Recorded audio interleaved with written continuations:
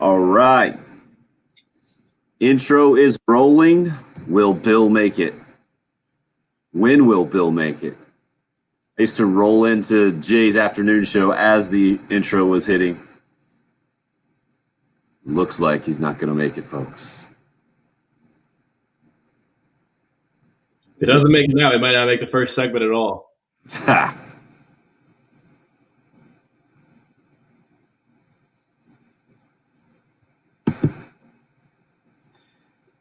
The spring game 2021, that much closer, just a few days away.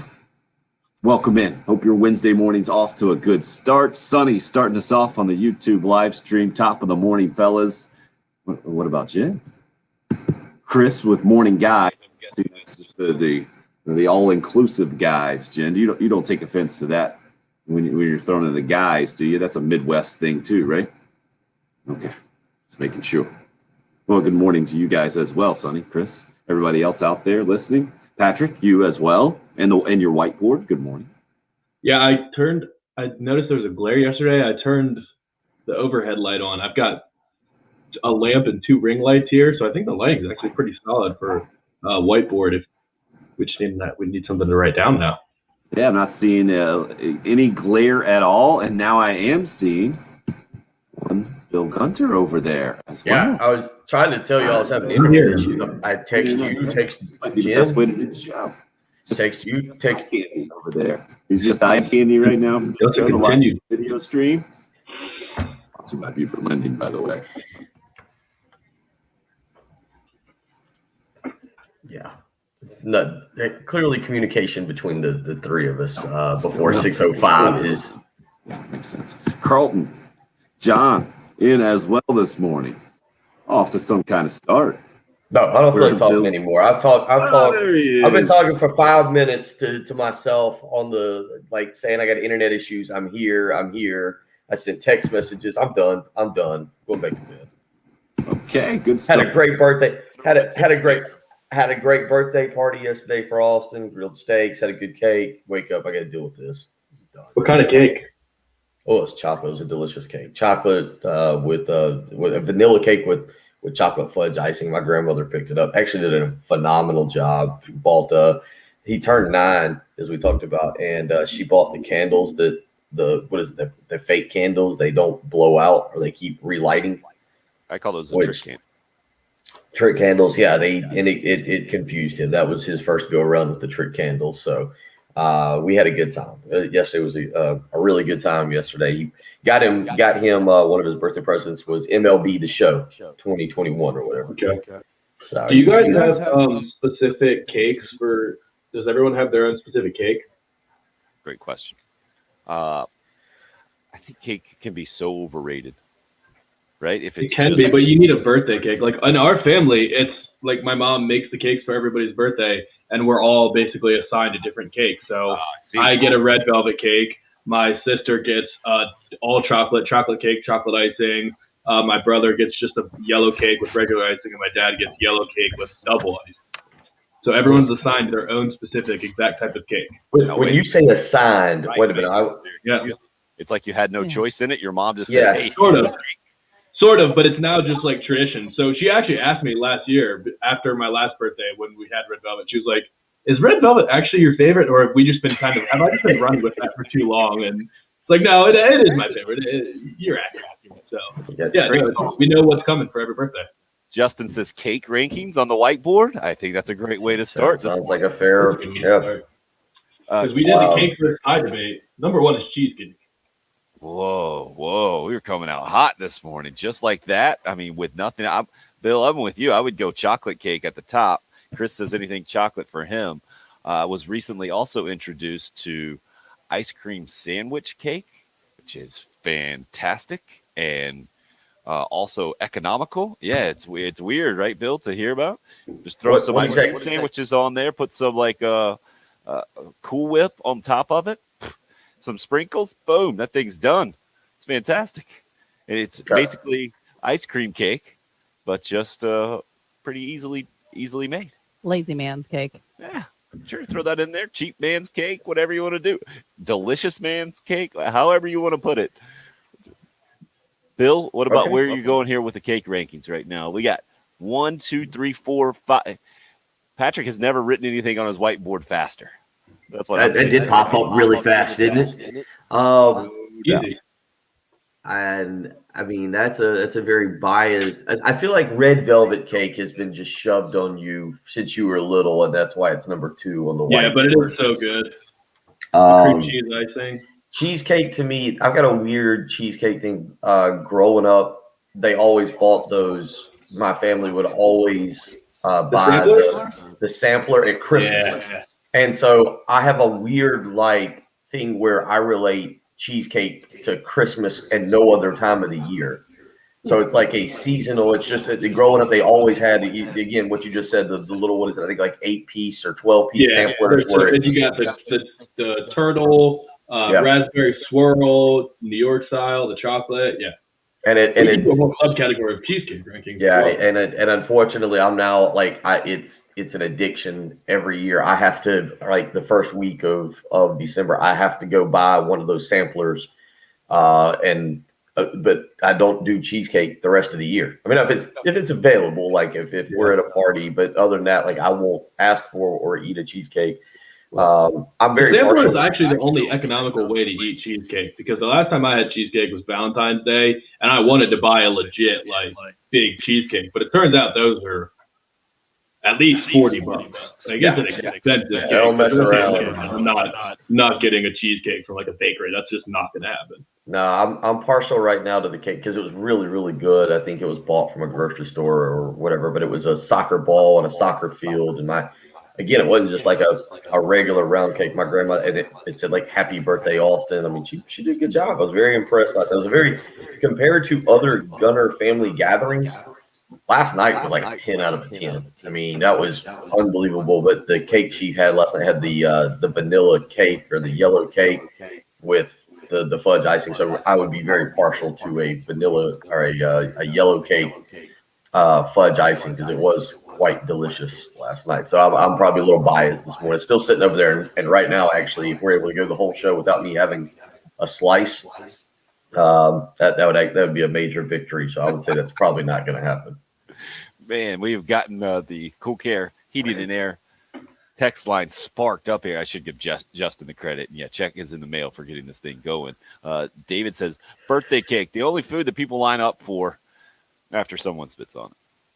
I never thought of it that way. I don't know if I'll ever be able to see it again. I every time I'm at a birthday party, if it's like a little kid who can't be trusted, I'm like a hawk staring to see if they're going to spit on the candles. And if they spit on the candles when they blow them out, I'm not eating that cake. Is that why you got to go, I mean, depending on the arrangement of the candles, you got to go for the sides. Like all of a sudden, the middle of the cake has been eliminated. Like you're going strictly for the sides at that point. Because I'm an icing guy anyway. I'd rather have more icing than cake anyway. So give me the corners. Yeah. Absolutely never thought of it that way in my whole life, and now I'll never be able to attend a birthday party. I was kind of hoping that's one of the things that now that everyone's a little like more health conscious, that we would just stop blowing out candles at parties altogether. Right. Well, I think last night it was all family members. You know, it was everybody was related. It was grandmother, aunt, me, my daughter. I mean, you want to eat their spit? It's true. If it would have been them, but it was my son. It was like, you know. But he did a good job, especially given that you could tell a little bit of frustration was setting in as candles kept popping back up and relighting. So it's a pressure-filled moment when the Happy Birthday song is wrapping up. He was singing along. He was having a good foot. But I'm just like mentally getting ready. Like I got to get these all in one puff. I don't want to spit, so I'm taking like a big gulp right before. Like make sure I have one good solid breath in me. It's embarrassing when you don't get them all out. Tremendous breakdown of the birthday there. Yeah. Billy hits us up, says, "Good morning. I say carrot cake is the bomb." Thank you, Billy. Yeah, that's just a terrible take. I'm sorry though. Gene coming through with cheesecake, baby. Every Patrick is a cheesecake connoisseur. Oh, I never noticed that correlation there. No, let's see. We got some other carrot cake votes here. Roger goes with cheesecake is so overrated. There's a lot. I'll say that within the first 10 minutes of this program, we've had more interaction on the live stream than we've ever had in the first 10 minutes. And there is a lot of hot takes. I mean, Lee weighs in. Chocolate Reese's peanut butter cake. Yeah, never heard of it. It's very specific, but it sounds incredible. It does sound incredible. How about, I don't know if we've ever heard from Matt on the YouTube. This is on the Twitter live stream, I guess. Lemon pound cake he comes in with. Ooh, Patrick just looks like he wants to throw that and carrot cake. It's like, yeah, I guess they're fine, but that's your number one cake? Number one cake is a carrot cake. What are we doing? You've got your rankings written behind you. Number one, go ahead and go 1 through 5. Number one is cheesecake, but there's many subcategories within that. Number 2, red velvet is my birthday cake. Number 3, just a double chocolate cake, chocolate frosting. Then we got cookie cakes, which debatable if that's a cake or not. But when we make a cookie cake, we just straight up roll out the whole cookie dough into like a cake pan and you just cook it like that. Okay. And then ice cream cake. Okay, interesting. I don't know what ice cream cake seems awfully low down there. Cookie cake, is that a big cookie with just a little bit of icing on it? Yeah, pretty much. It might not count, but it's so good. No, they get stale too fast. Well, whatever the cook time is, we drop it down by like 2 or 3 minutes so that the inside is still like gooey, slightly undercooked. Yeah, you want it to be okay. That's what I'm hearing. Pretty much, yeah. I got no problem with that. Sonny says, like I said, birthday cake's number 1, and then you have to decide if you want the buttercream frosting or not. Well, we all of the same opinion. Birthday cake is just the white cake. You guys with me? Like the yellow cake on the inside. Yeah. That's birthday cake is fine, but birthday cake flavored things are terrible. Like the birthday cake ice cream and all that. Like, no, that's last place. Yeah. Jordan goes with pecan praline cake. Never heard of that before. That sounds awfully specific. As does Anthony's honey bun cake.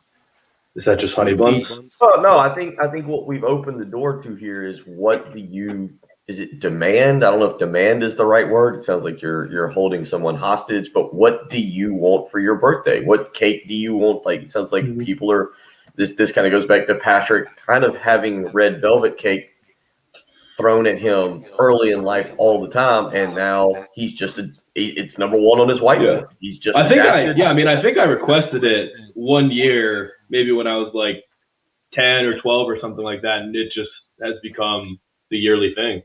Now I think that's where this conversation gets to. What's the one thing you got identified with as a kid that just kind of stuck? I think there are a lot of those out there. Like there are things that my family, like I eat ketchup and have eaten ketchup since I was like 16, I think. But people in my family, even now when I eat ketchup, like, oh, I just still can't believe you eat ketchup. Because I didn't eat ketchup for the first 15 years of my life. I was that picky kid. So it's still hard for my family to believe. I think they still see me as that picky kid who just doesn't have ketchup and these weird. I didn't eat eggs until I was like 16. Okay. I've never heard of that one before. Any particular reason? I didn't like eggs. I just thought they were, I don't know. I was not an egg guy. But now I love them. I eat. Yeah, one day it just clicked. And also ketchup made me think of that because I used to put ketchup on my eggs. Okay, this has turned into more of a Patrick Mahomes conversation this morning. Christy, yeah, he's on his mac and cheese too. Though that's gross.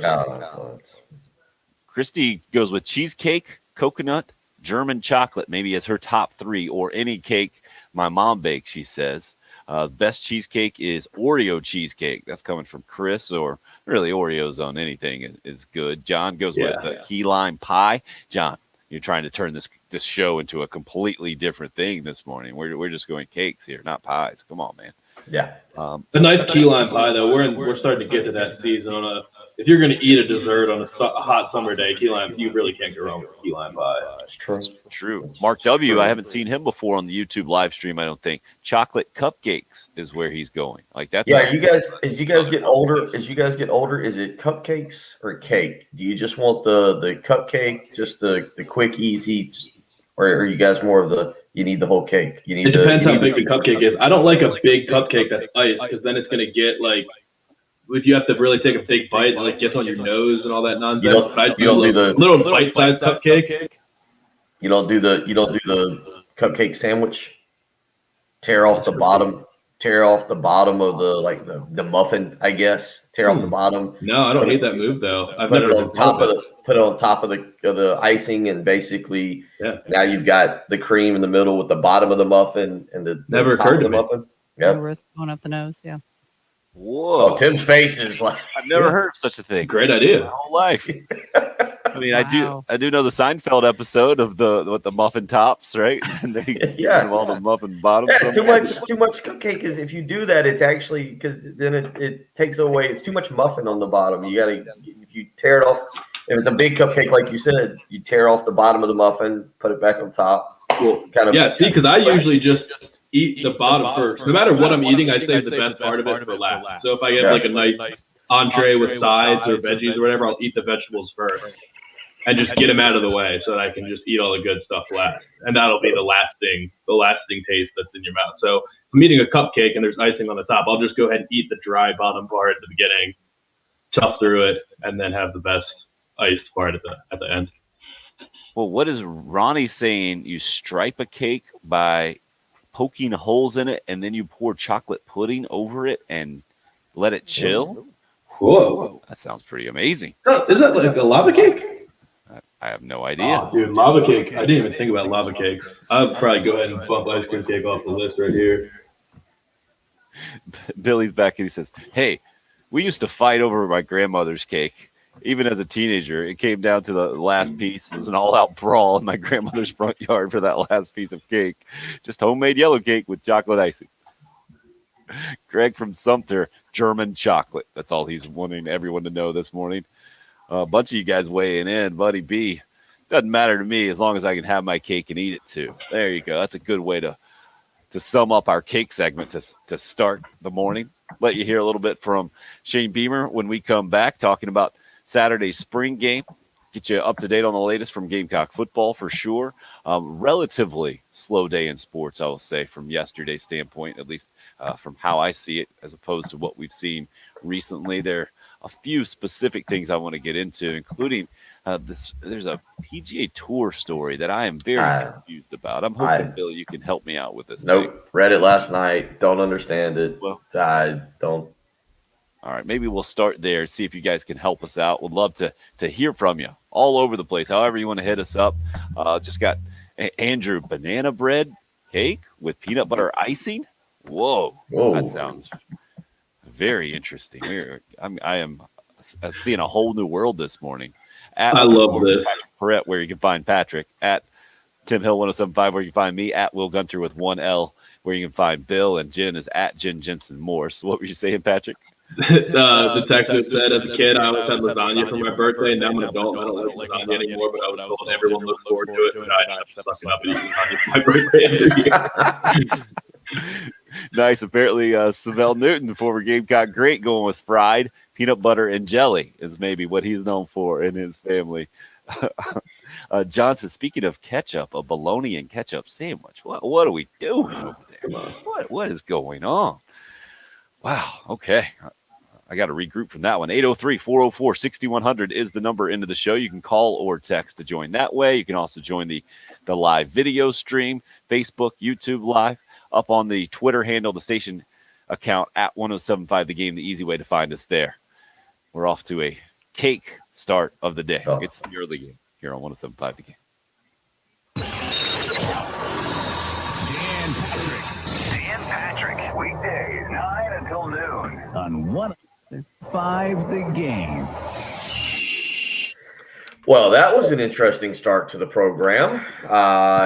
Some of you might now be hungry. You might be looking for a kitchen that has those two ovens so you can bake multiple cakes at one time. If that's the case and you're looking for a new home, you need to see what you can become approved for. That's why you need a mortgage guru, Jacob Crowder with First Palmetto Bank. Jacob's helping people save $200, $300, even $400 right now if they're refinancing. But if you're looking to purchase a new home, you want to give them a call this morning. Find out what you can become approved for and start the process. 803-719-1005. The housing market's so hot right now. Jacob's had to add someone to help him help people save money. Brian Kovar joining the team. So don't wait around and miss a golden opportunity. 803-719-1005. You can email him the letter J, Crowder, CROWDER at firstpalmetto.com. Again, right now, interest rates are low. It's an excellent opportunity if you're looking to refinance or if you're looking to purchase that dream home.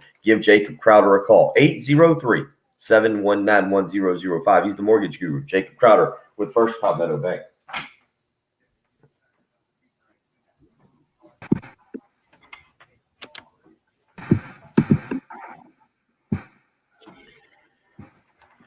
When we say pound cake, what does it even mean? Like people just eating the pound cake by itself? Some people, yeah, probably. Why? How have you consumed pound cake in your life? With like strawberries or something on top? Yeah, I mean, like maybe if I was going to consume pound cake, I would use the pound cake for strawberry shortcake or something like that. Just a plain pound cake by itself? Bill's getting kicked off if he's yapping in the background. Did Bill just yeah, I've never heard of that cupcake thing before. You have, Patrick, or you're with me, right? Oh, never heard of it. It's the one thing I think that Jen and Bill agree on is the correct way, their proper way to eat cupcakes. Yeah, strawberry shortcake's so easy. You just soak the strawberry, just dump a bunch of sugar on the strawberries for a couple hours, and they start to like get soft, and like the water fills up, and you just dump that water, the leftover water, on top of it. Unreal. Jen, do you have a go-to cake at the house?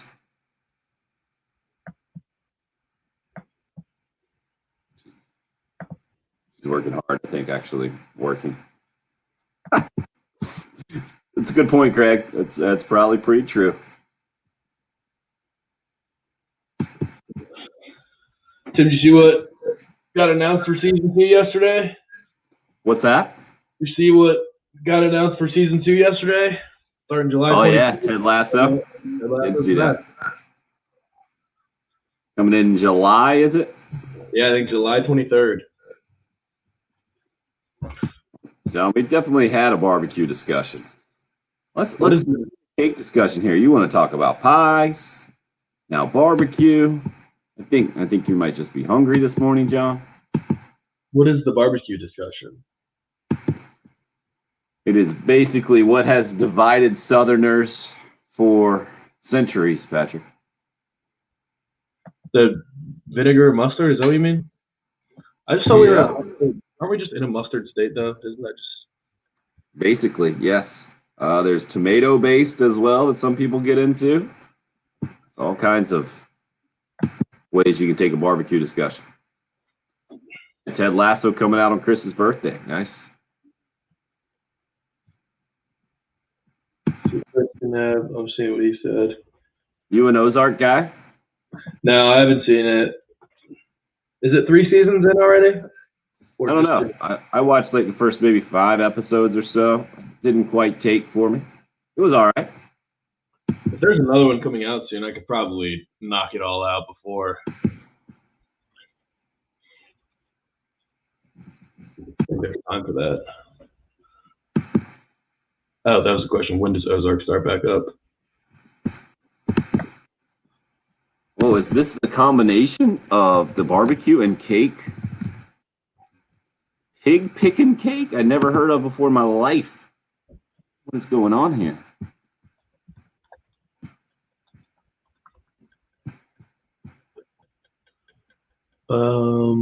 Up right now. Yellow cake with Cool Whip and oranges. Yeah, I think I might have had that before in my life, but I've never heard it called that. Definitely not. Interesting.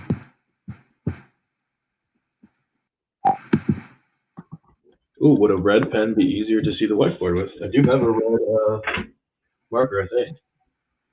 Yeah, right here.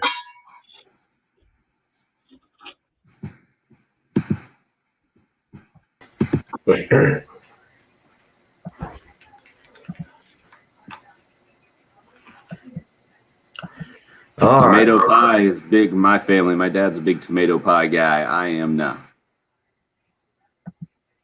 Yeah. Impressive job. Impressive all over the place.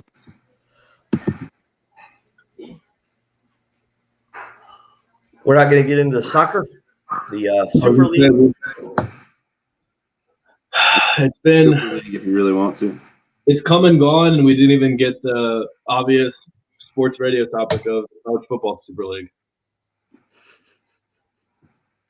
It's true. It's true. We missed a total huge opportunity. Every NFL show I listened to had a segment of, if you were going to make an NFL Super League, what are the teams that would be a part of it? And it's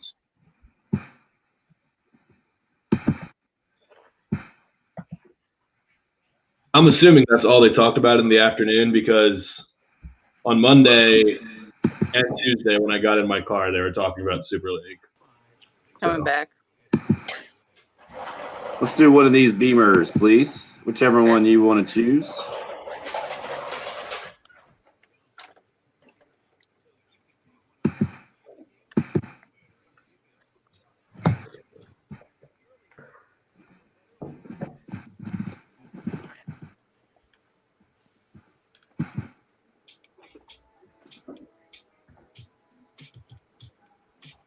I think it's been fantastic. Knock on wood. I love it. I wish we had 15 more practices after Saturday. One, because we need it, but two, because I'm having so much fun out there. And I think our players would tell you the same thing as well. Carolina football coach Shane Beamer talking about building the relationships with his players in his first spring practice and everything that's been going on. They are, I think, 12 practices in after yesterday, 3 more this week, 2 more practices, I guess, and the spring game officially to get those 15 spring practices in. And interested that this week is kind of built how it is with 4 work days, really. And Beamer saying yesterday in a relatively lengthy meeting with the media, or Zoom call with the media, I should say, that this is kind of a test for his guys and a lot like a game week, and cranking things up a little bit in spring practice. And at the same time he said a lot of guys were out yesterday at practice with bumps and bruises and just a little banged up, and that there are some positions that it's kind of tenuous at this point. They got to get guys back just to be able to have a true spring game, where he went in, I think, last Saturday, he mentioned, and just got to split the teams up as evenly as possible. And that's how he's planning on having Saturday's spring game. Bill, anything else stick out to you from what Shane Beamer had to say yesterday? Not really. I mean, again, a lot of positive vibes. Everything is just perfect right now, or as good as can be. You haven't had major injuries so far this spring. You've gotten to hear from the offense and defensive coordinator, the assistant coaches. It sounds like things are kind of coming along. I think there's an excitement for Saturday. Unfortunately, right now, as of last night, Tim, I know you said things changed dramatically with weather, but it's looking like weather could be a significant issue now on Saturday. I think like it's nice today, it's nice tomorrow, and Friday, and then Saturday like is 100% chance of rain. But I think people are interested to see maybe certain players. Maybe they're interested to see, kind of like I am, what the offense looks like. Again, I know we probably need to get into that discussion at some point, but what intrigues you the most for Saturday? Is it Luke Doty? Is it Marcus Satterfield's offense? Is it to some extent seeing what Jordan Birch looks like after a full year in the weight program, or I shouldn't say a full year because he came in the summer, but having a chance to develop and go through practice. What does he look like on Saturday? Maybe you want to see what the secondary, even though they're a little depleted, see what they can hold up with. So I think there's a lot of excitement, and that's kind of what I got yesterday. And I think you're going to get a lot of that until the first loss comes, and then it'll be interesting to see how Shane Beamer addresses the first loss and how he handles that kind of situation.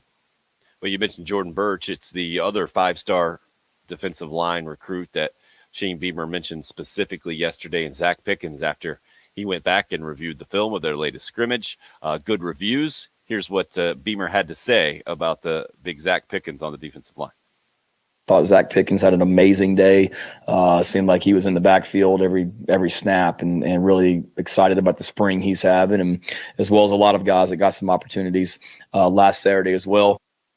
I think that is kind of music to Gamecock fans' ears in a lot of ways. I think Zack Pickens, the first 5-star recruit in the Will Muschamp era, did not burst on the scene, I think it's fair to say, and immediately start producing, and for whatever reasons. And I think is it fair, Bill? Would you say he and Jordan Birch had similar freshman seasons? Pretty quiet overall. Yeah, from a standpoint of being pretty quiet, I definitely agree with you on that. I think Pickens might. I feel like Pickens played a lot more than Birch as a freshman. The Birch situation, of course, again, odd year. The way everything was kind of handled, and I'm not blaming the coaching staff, but obviously with arriving and the way fall camp was structured and everything, I kind of thought Birch might have made a little bit more of an impact, or we might have seen him a little bit more, because he did have some good plays when he was in there, and kind of made an impact in terms of, there was the huge hit against Vanderbilt on the kickoff return. I think he did pretty good. I think statistically they were probably pretty similar, even though I think Pickens played inside more and Birch played on the edge more. So, yeah, I would agree with you that it was very similar. Chris just hits us up. I'm trying to disseminate what he's trying to say here. If our D-line's going to be good, then it helps our cornerbacks a little. Yeah, no doubt the relationship between those two things is always going to be kind of hand in hand. The less time a quarterback has to throw the football, the better your corners will look. And the better your corners cover, the more time your defensive line has to get to the backfield there. Not sure exactly how to integrate this conversation with the cake talk that we had in hour number one, except that I guess Shane Beamer recently did have a birthday celebration in the office, and seems like he was talking about just the vibe around the program, continuing to talk about how he's getting good feedback from others, not necessarily inside the building, like officials that come out to practice, maybe a former player or two that stops by. And from what I heard from him yesterday, it seems like the evolution continues now. The honeymoon period continues to kind of wear off. Shane just sounded a little different to me yesterday, directly coming off the practice field. And maybe this is more in my head, getting more used to him being the head coach and talking about actual football stuff. But there was one other comment that I wanted you guys to hear right now that I thought was interesting, because we've heard the positivity and the optimism from Shane Beamer, but he wants to make sure that fans out there don't get it wrong, or don't get it mistaken or lost in translation, just about the level of intensity that he and his coaching staff are approaching his players and his program. Don't get that wrong. I mean, yeah, it is positive and high energy, but it's not like if we go out there and a guy's not playing with the effort that he needs to play with, or isn't practicing the way that he needs to practice, that we run over there and pat him on the back and tell him everything's okay, and he's going to be better than tomorrow and get it next time. I mean, we're highly demanding out there. And Bill, what I heard there is Shane Beamer explaining what we've tried to explain, or tried to maybe figure out from the outside looking in, about Frank Martin and his players and how they interact in a game setting, and how demanding Frank is, and how he can do that and still have his players on his side in years past.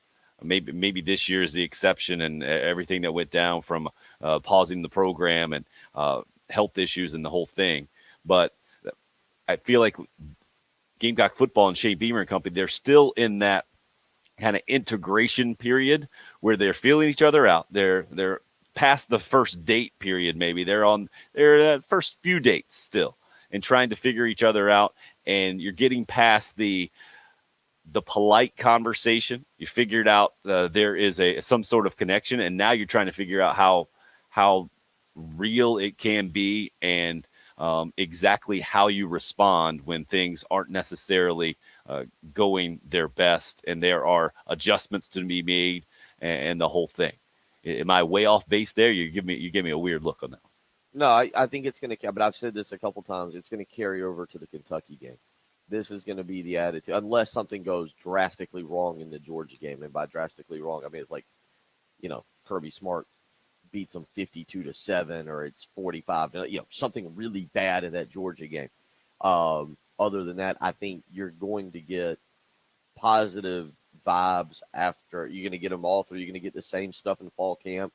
I see Billy on the text line saying he's excited about everything about the season. I think fall camp's going to be very positive. I think the summer is going to be very positive because you're going to reopen the ability of coaches to have camps. You're going to see South Carolina pick up some commitments. I will admit I'm a little surprised that they've had some success, or the success that they've had in attracting some upper echelon talent, some guys that are going to come through. I thought it might take a little bit longer. They got to land those guys, then you got to sign them. Two totally different things, but at least in terms of getting guys to come and look at your program that can make a difference, I'm impressed with what they've been able to do.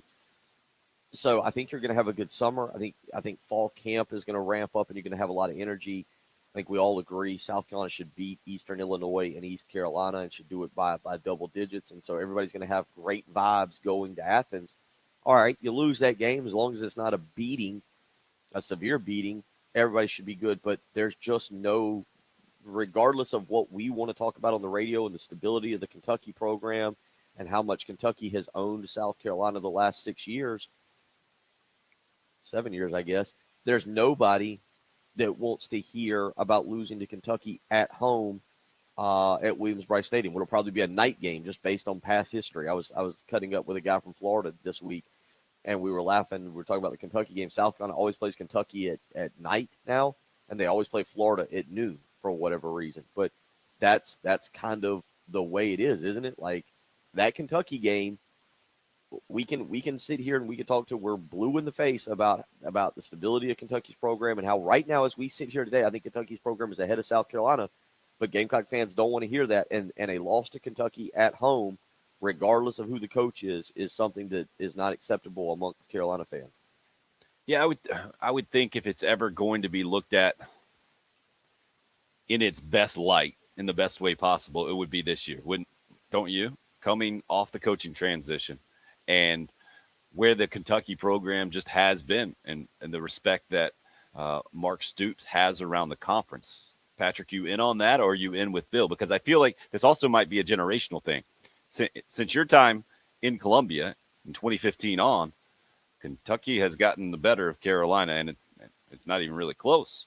In Bill and my time following Gamecock football for the last several decades, Carolina has dominated Kentucky by and large outside of these last 7 years.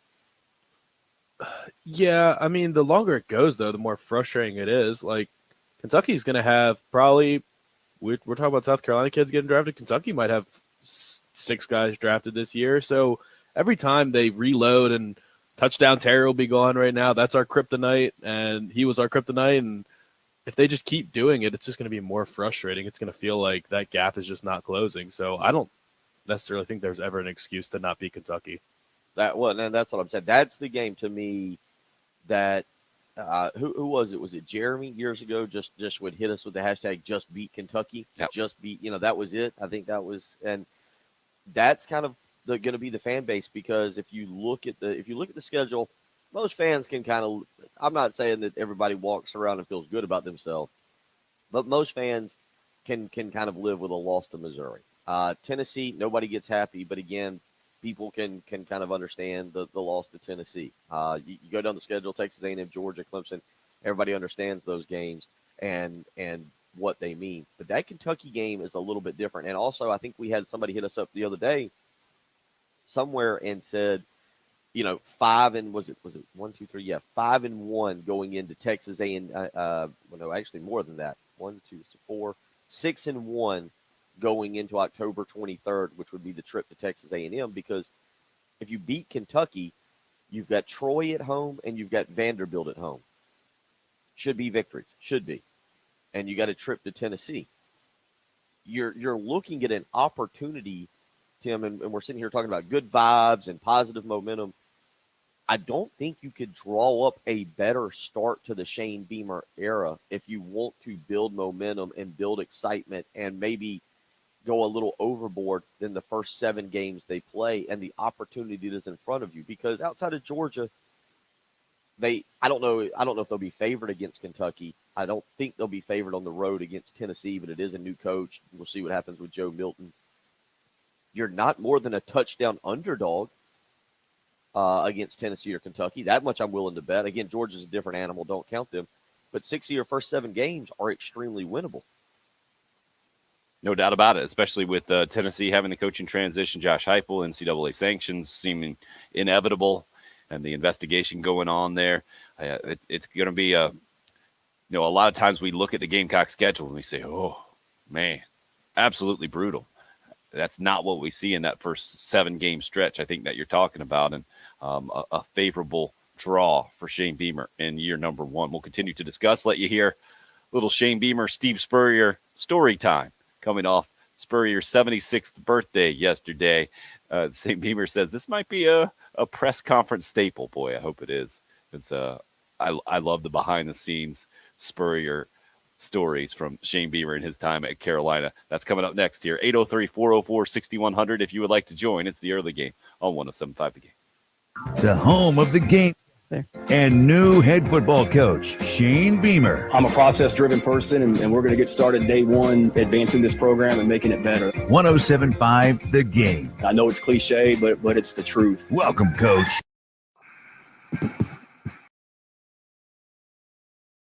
You might have a high school graduate, maybe it's a college graduate. You want to help them out. You want to get them a pre-owned vehicle. And right now it seems like everybody is selling used cars these days. Love Chevrolet definitely selling a ton of them as well. But this is important. Did you know there's a big difference between a used vehicle and a Love Chevrolet certified pre-owned vehicle? Here's the difference. Love Chevrolet certified pre-owned vehicles have a 6-year 100,000-mile powertrain limited warranty, a 12-month, 12,000-mile bumper-to-bumper limited warranty, roadside assistance, courtesy transportation, 3-day, 150-mile exchange policy, scheduled maintenance programs, limited OwnStar trial, free CarMax vehicle history report, a Sirius XM all-access package trial, and 172-point inspection. Why do I tell you all that? Because maybe you're thinking about getting that new graduate a pre-owned vehicle to send them off to college, to send them off into the world. You want it to be a nice gift, but you want something reliable. And that's exactly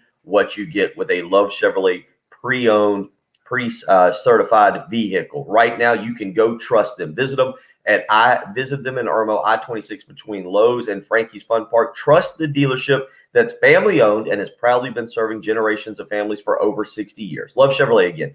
I-26 in Harbison between Lowe's and Frankie's Fun Park, or on the web, lovechevy.com. Get out to Love Chevrolet and find new roads.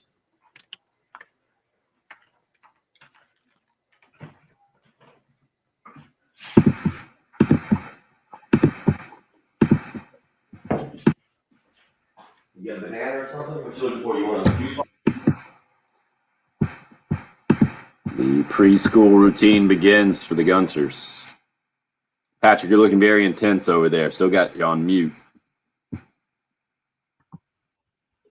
No, this is just when I have to lean forward and read things on my computer. I think it makes me look intense. I'm an intense reader. Not one of those happy-go-lucky readers, huh? No, I get very serious. There's a lot to catch up on.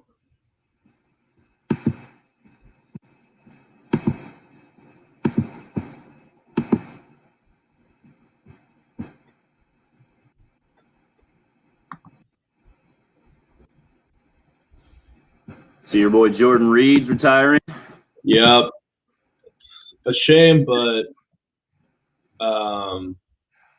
just so many concussions for the guy. Me and my dad have been saying for years, like, someone close to him should probably tell him to retire years ago. It seemed like he really wanted to go out on his terms and get through a season, and he played for the 49ers last year and was able to kind of get through a full season without too much damage. He didn't play at all 2 years ago in Washington, so it stinks. He was so good, but just never played 16 games in Washington. One of the most dynamic tight ends in all of football whenever he was healthy, but just was never the case. Definitely one of the more talented players we've ever had in my lifetime. Speaking of concussions, I think yesterday might have been Luke Kuechly's birthday as well. Yep. Guess how? You see how old he turned?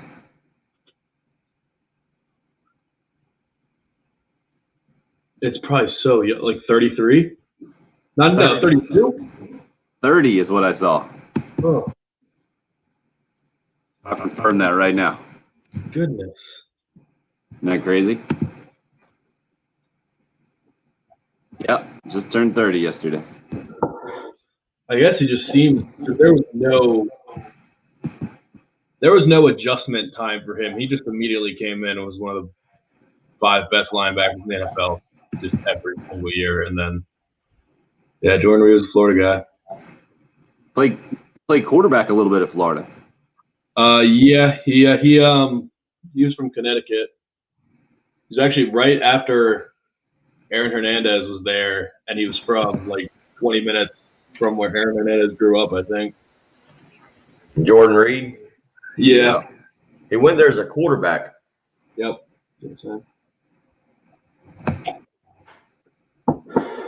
Yeah, fairly unheralded as a tight end. I don't think he'd played it very long before. He had to be a Hall of Famer. Yep, agreed. Hey, Bill, we were just saying Luke Kuechly had a birthday yesterday. You want to guess how old he is? Yeah, he's what, 33 or 34? 30. 30. He's 30? Isn't that crazy? I knew he was young. I knew he retired extremely young, but I thought he got to 31. I know. I think that would have been a great bar bet to make yesterday, right? Yeah, it's I'd say his career is too short, Matt. I don't think he did enough in that. It was obviously could have been a Hall of Fame career, but it's too short. You guys agree with that, right? No. Hall of Fame. Really? Dude, he played 8 years, and he was a first-team All-Pro 5 of them. He was the best linebacker for 5 of his 8 years, and he was 2-time second-team All-Pro. So 7 of his 8 years in the league, he was an All-Pro. And Hall of Fame is not necessarily about just production. It's also about your reputation, and Kuechly's is as good as it gets. I mean, he was the best linebacker, like the undoubted best linebacker in football for a generation. I think a generation in football is like 5 years, a little less than 10 years. Yeah, 5 to 8 years maybe. Because that's what when people call someone a generational draft prospect, I kind of think that's like one full cycle of college players, like 4 or 5 years. So maybe it's 10, maybe it's more, but typically generation is like 30 years, right? If you're saying generational, skips a generation. Is it generation? Well, for like, I'm a generation, my parents are a generation, my grandparents are a generation. But in terms of like Gen X, Y, and Z, aren't they like a decade? I've always thought, yeah, it might be. No, I forget how that works when you look at just generations like that. We're heading back Jay, in. can we come straight in with the Spurrier comment, Beamer? Thank you. Yeah, it looks like it's about 15 years.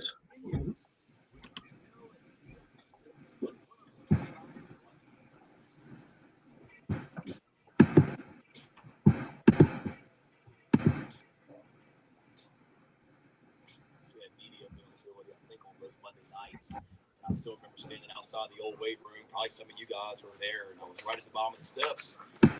And you guys were asking me some questions about the Carolina game. Coach Spurrier walked in the door. He gave you the old Beamer. I don't know what are you talking to those media boys about? I don't know what those media boys would want to talk to you about. What are you telling them? How to rough the punter? And that's all he said as he kept walking up the steps. So I'll have your stories for you each week. We can maybe have a HBC story time or whatever. I'm all in on that. Carolina coach Shane Beamer, talking about after that, I think that 2007 game that was up at Chapel Hill that the Gamecocks kind of barely survived, and then the season went sideways on them.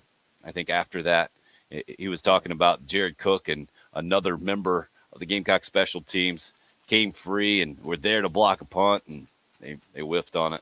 They had a roughing the punter called and gave North Carolina the ball back. And this was in the second half where the offense wasn't getting the ball very much to begin with. And so Steve Spurrier holding that one against Shane Beamer pretty good, a bit of the behind-the-scenes look at some of the interaction. I mean, that's just quintessential Spurrier, if you ask me, Bill. That reminds me of the other North Carolina game up in Charlotte that was much later in his career, the only one that Carolina won for a while there, where it was a slugfest in the opener. Connor Mitch was the starting quarterback, and Spurrier comes in like, what about our punter, huh? Our punter, pretty good today. Our best player. Yeah. Well, 15. Interesting. Shane Beamer, that's I think a strategy he's got to bring back to tie in the early success with the new staff. After Spurrier's birthday, after an hour mostly talked about cake, hour 2 coming up. It's all sport, all the time. 107.5 The Game. A Cumulus station.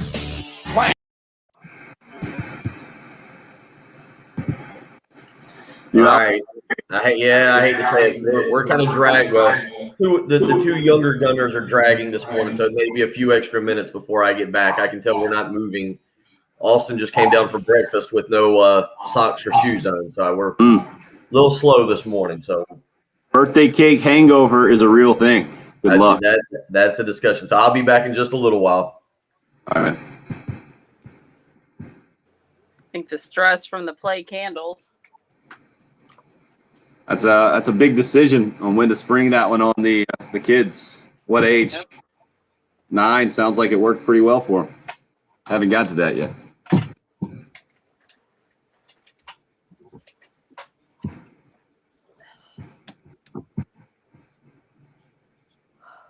So who is in Kuechly's generation that you would say also up there from the linebacker standpoint, Patrick?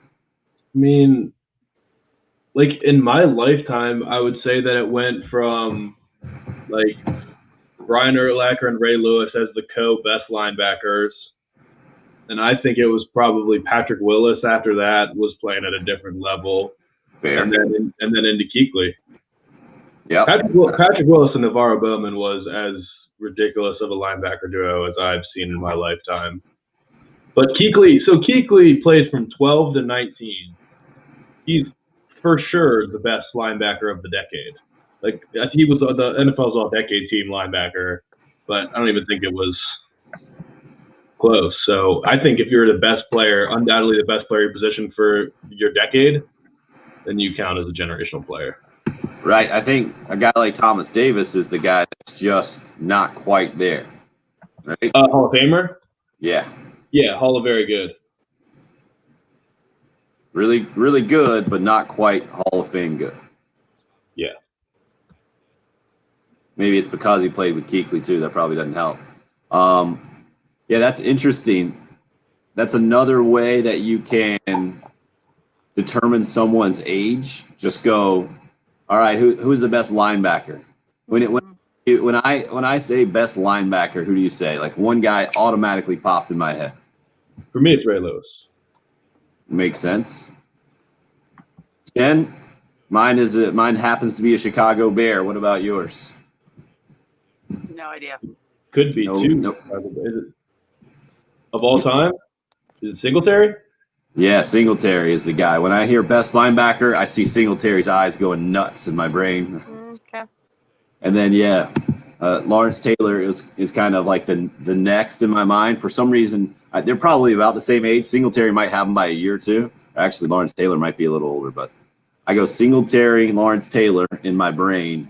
Then I think it skips to Ray Lewis and Brian Urlacher, like you're talking about. Yeah, and the weird thing is like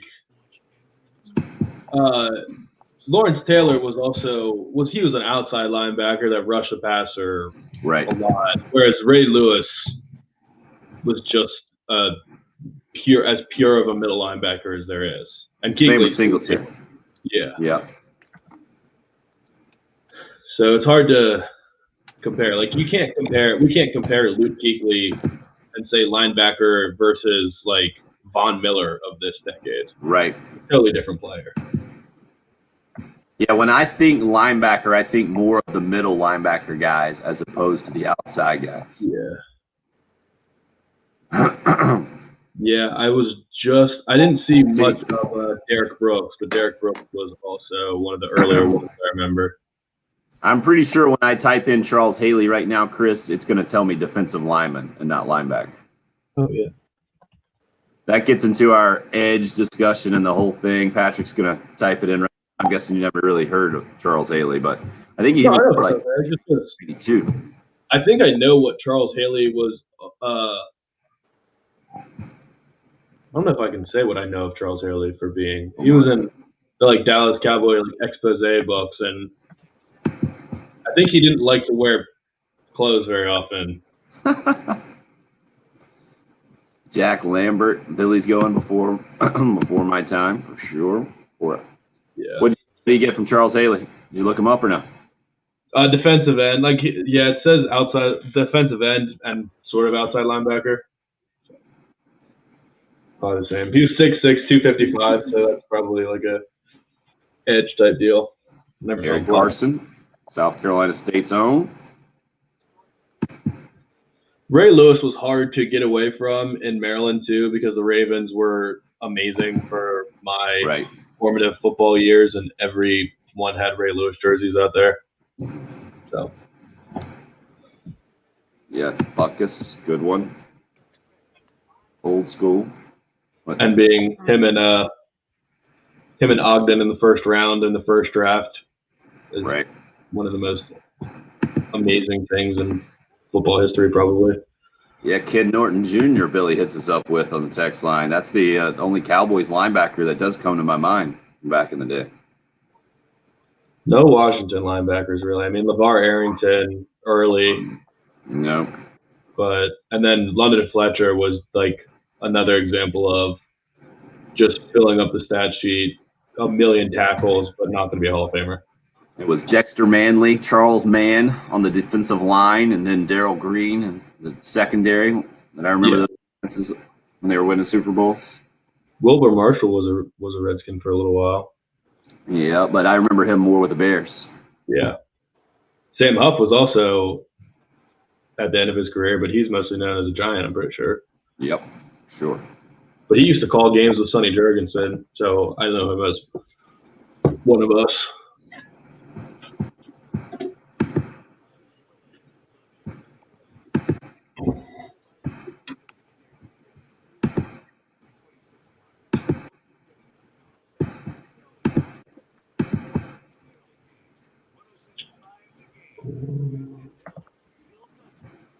Oh, Billy was doing Ken Norton Jr. for the 49ers, not the Cowboys. Sorry, sir.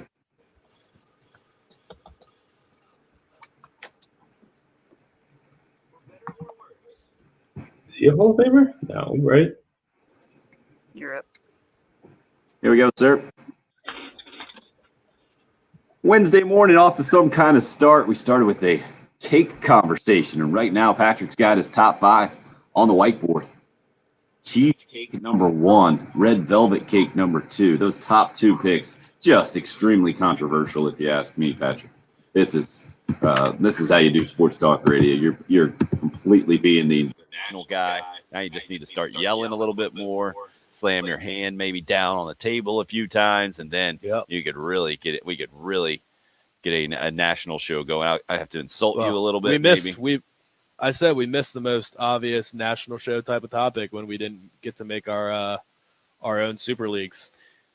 That was just one that bugged me. I'm glad we didn't get into that super league discussion. It's over. It came and went. What are it? 2 days? Did it last 2 days? Is that how long it went? Yeah, maybe 3.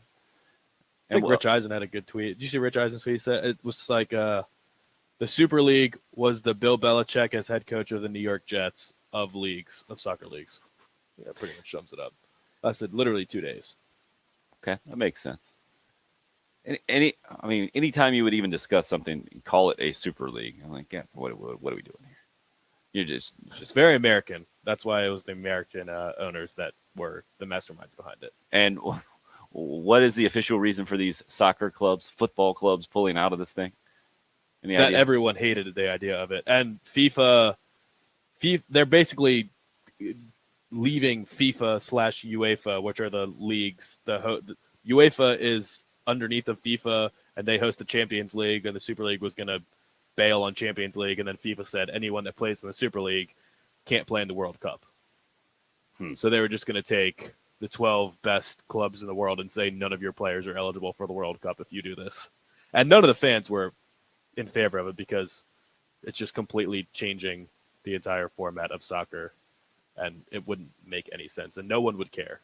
All of the head-to-head matchups between clubs with history were going to be non-existent, and yeah, it was just a terrible idea.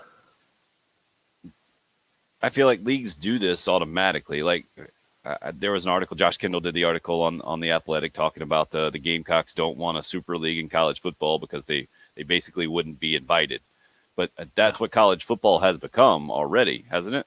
Hasn't the college football playoff kind of been a de facto super league?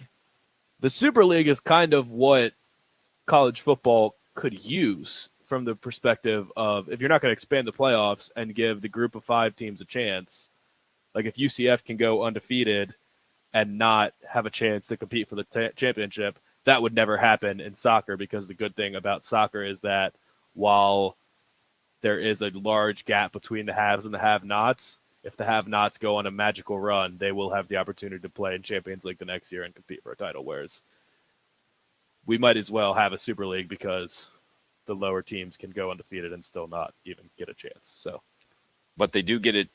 They do get the money, and I think that's what connects the Power Five and the Group of Five right now. And Matt just hit us up on the Twitter live stream. Will the Power Five split from the NCAA? I don't think so, just because it's working right now for both the Power Five schools making money and then the Group of Five schools making money. And do the Group of 5 schools feel like it's working for them though? Like, does UCF feel like it's working? Yeah. I mean, look at their facilities. They can make more money. They just hired Gus Malzahn. They're paying him plenty of money. They're relatively relevant, and I think if you had that split, no one would care. Well, but how much money would they have made for just the selection committee putting them in one of the playoffs as a 4 seed? Oh yeah, much more. Right? I mean, it would be crazy. Of course, but that's just not how it's set up. Like you mentioned, I mean, it's not written that way, right? We don't say it out loud, I guess, or the NCAA certainly doesn't say it expressly. Like, hey, if you're a Group of 5 school, there's no way you're getting the college football playoff. But we all understand that's what it's been. And even when a team has gone undefeated like that, sorry, you're not getting it. Just the way it is. So to me, college football has been a super league. I think it's been less of a super league recently because, I mean, if you're going to complain about the college football playoff, well, go back to the old bowl system, man. It was written that if to get in the Rose Bowl, you had to be either in the Big Ten or the Pac-10 back in the day, like that. Is that not still the case? Yeah, I guess it still is the case, except if the Rose Bowl becomes a college football playoff. Yeah, because the Georgia Oklahoma, the Baker Mayfield versus Georgia was the only one that hasn't been. It's a classic because I literally just picture Oregon and Wisconsin playing in that game every year. But I mentioned the Rose Bowl because that was one of the few bowl games that would typically decide or be a big deciding factor in the vote for the national champion, which is mind-blowing now that's how a champion was decided. So at least we get to see it more on the field now. Not a perfect system by any stretch of the imagination, but I think a pretty good one right now when it comes to the money university athletic departments are making and then what we end up getting to see on the field. I just think that the easy adjustment there is to expand the college football playoff a little bit and get one of those teams in there that has had an amazing run. Like you said, Patrick, soccer gives them a chance to do it. Oh, yeah, that's all I think we need. That's all I need anyway, is to see those teams get a chance. I don't think anybody, I don't even think the most ridiculous Central Florida fan. Well, probably I probably take that back. The UCF fans that celebrated the national championship, the whole thing. Maybe they're delusional enough to think they actually were going to win a national championship if they had to play for it on the field a couple of years ago. But I think most of us understand that probably wasn't the case. I just want to see them have a chance. It's a great thing about the NCAA basketball tournament, right? You get the chance. We see the Cinderella runs. Very rarely do we see a Cinderella run all the way to a national championship, but NC State in 1983 happened. Villanova in 85 happened. We've seen it get very close for Jen's Butler Bulldogs. Sorry to rub it in there. It almost happened. It was a half-court shot away from happening. So just let us see it. Yeah, it's the only sport where you can go undefeated and not have a chance to compete for a championship. And that's because college sports probably are the most comparable to soccer, European soccer, in the sense that in America, like professional sports, the worst teams, there's a draft system, so the worst team gets the best pick, and it's always set for the worst teams to get better and the best teams to be at a disadvantage, whereas in soccer, they just buy and sell players, so the team that wins the championship just makes more money and has the chance to buy more players, and it's even harder to climb from the bottom to the top. And in college, the best teams make all the money, build better facilities, get better recruits, and it's harder for the little guy to climb back up. So in that sense, it's very comparable to the European soccer system, except the fact that the little guy, realistically, there's nothing really they can do other than schedule power teams, but then power teams won't want to play them anyway. So yeah, it's complicated. Although, did I see UCF? I don't know if you didn't UCF, I saw last week or maybe over the weekend that UCF and Alabama are trying to schedule a home and home. I thought those were the two teams. I might be wrong about that. I'll look that one up. I would be surprised if Alabama would do that, but never know how these scheduling things work. I did see that the Gamecocks have kind of rescheduled their matchup with Coastal Carolina. That ended up getting canceled last year because of the conference-only schedule. We'll give you some details on that as we continue to roll on. Let you hear a little bit from Carolina baseball coach Mark Kingston having some fun with one of our staff members last night during his Carolina calls. That's coming up, as well as some sound from Shane Beamer yesterday with the latest update about spring practice from the Gamecock football team with the spring game set for this Saturday. 803-404-6100. If you would like to join, you can call or text. You can also check us out. The live video stream up and rolling. YouTube, Facebook Live, on the Twitter station handle as well, at 1075 The Game. That video stream sponsored by Buford Lending. You're listening to the early game here on 1075 The Game. Your 24/7 sport. I'm feeling pretty good. Pretty.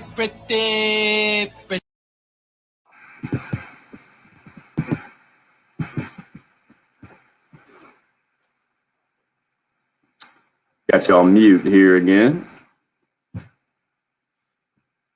Yeah, I was trying to figure out what it was I saw. I thought I saw that UCF was trying to schedule like a huge, or on the verge of scheduling a huge home and home with somebody.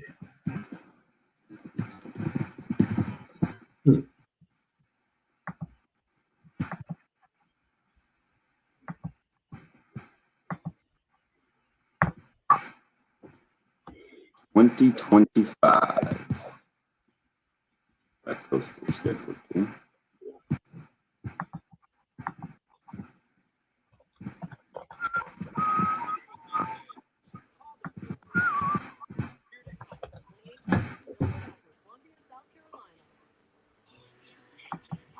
We'll play the guessing game of how much Coastal is guaranteed from the Gamecocks in 2025. That number is ridiculous. If you know the number, don't spoil it for those that don't. Patrick, you want to be the first to guess? How much they're making? How much Coastal is guaranteed when they reschedule the game to 2025? How much South Carolina will be playing Coastal to play?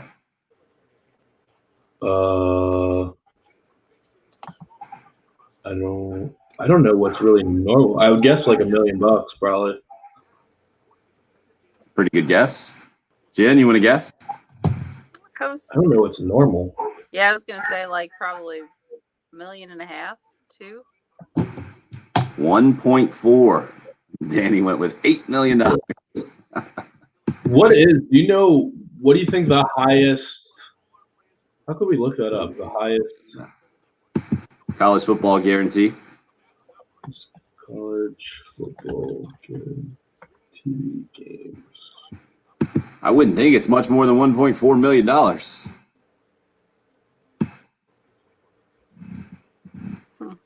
Wow.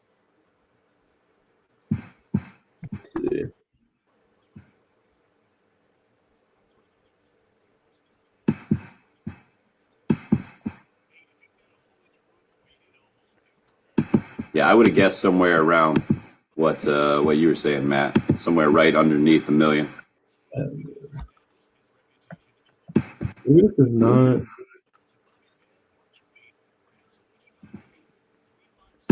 Craig, good advice. I'm gonna text Skylar Meade now, Carolina pitching coach. Interesting that you would highlight the number of walks. They also lead the country in home runs.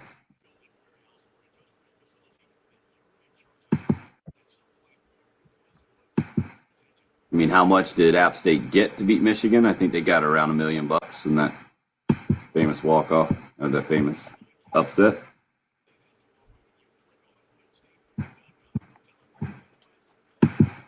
I think the Citadel got a large amount of money to come to Williamsburg 2 years ago. Liberty paid Old Dominion $1.32 million in 2018 for a game. Wow. In 2018, this says there were over 45 games with $1 million guarantee. Right, but you're not seeing anything more than 1.4, are you? Yes, the greatest payout in 2018 from this USA Today article, Colorado State got from Florida. $2 million. Sorry, Jen, did he, digitize on you? They did as well. Oh, Yep. Florida paid Colorado State $2 million. Wow. That was the post-Jim McElwain game, I think, right? Yeah. Now, when Colorado's paying, are they paying in, like cash and then also kind of other materials? Yeah. What a great deal for Colorado State. They got rid of Jim McElwain and got $2 million to go play to Florida.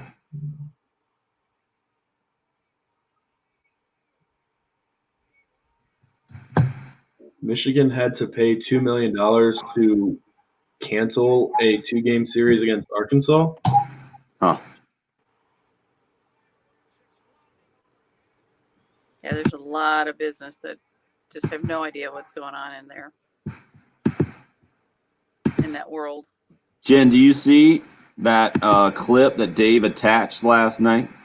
That's what I'm going to run right here. Trap, Arkansas, or familiar with the players? It's about Jay. Is it not in there? I'd have to, I guess, listen real quick. He doesn't have He it put it in an attachment in the email. I don't know if he had it in the system already. Yeah, he does have 3. I just don't know which one has Jay. None of those. It was the attached one. He sent it. Yeah. All right. Sorry. Grab it real fast. Take your time. All right, you guys are up.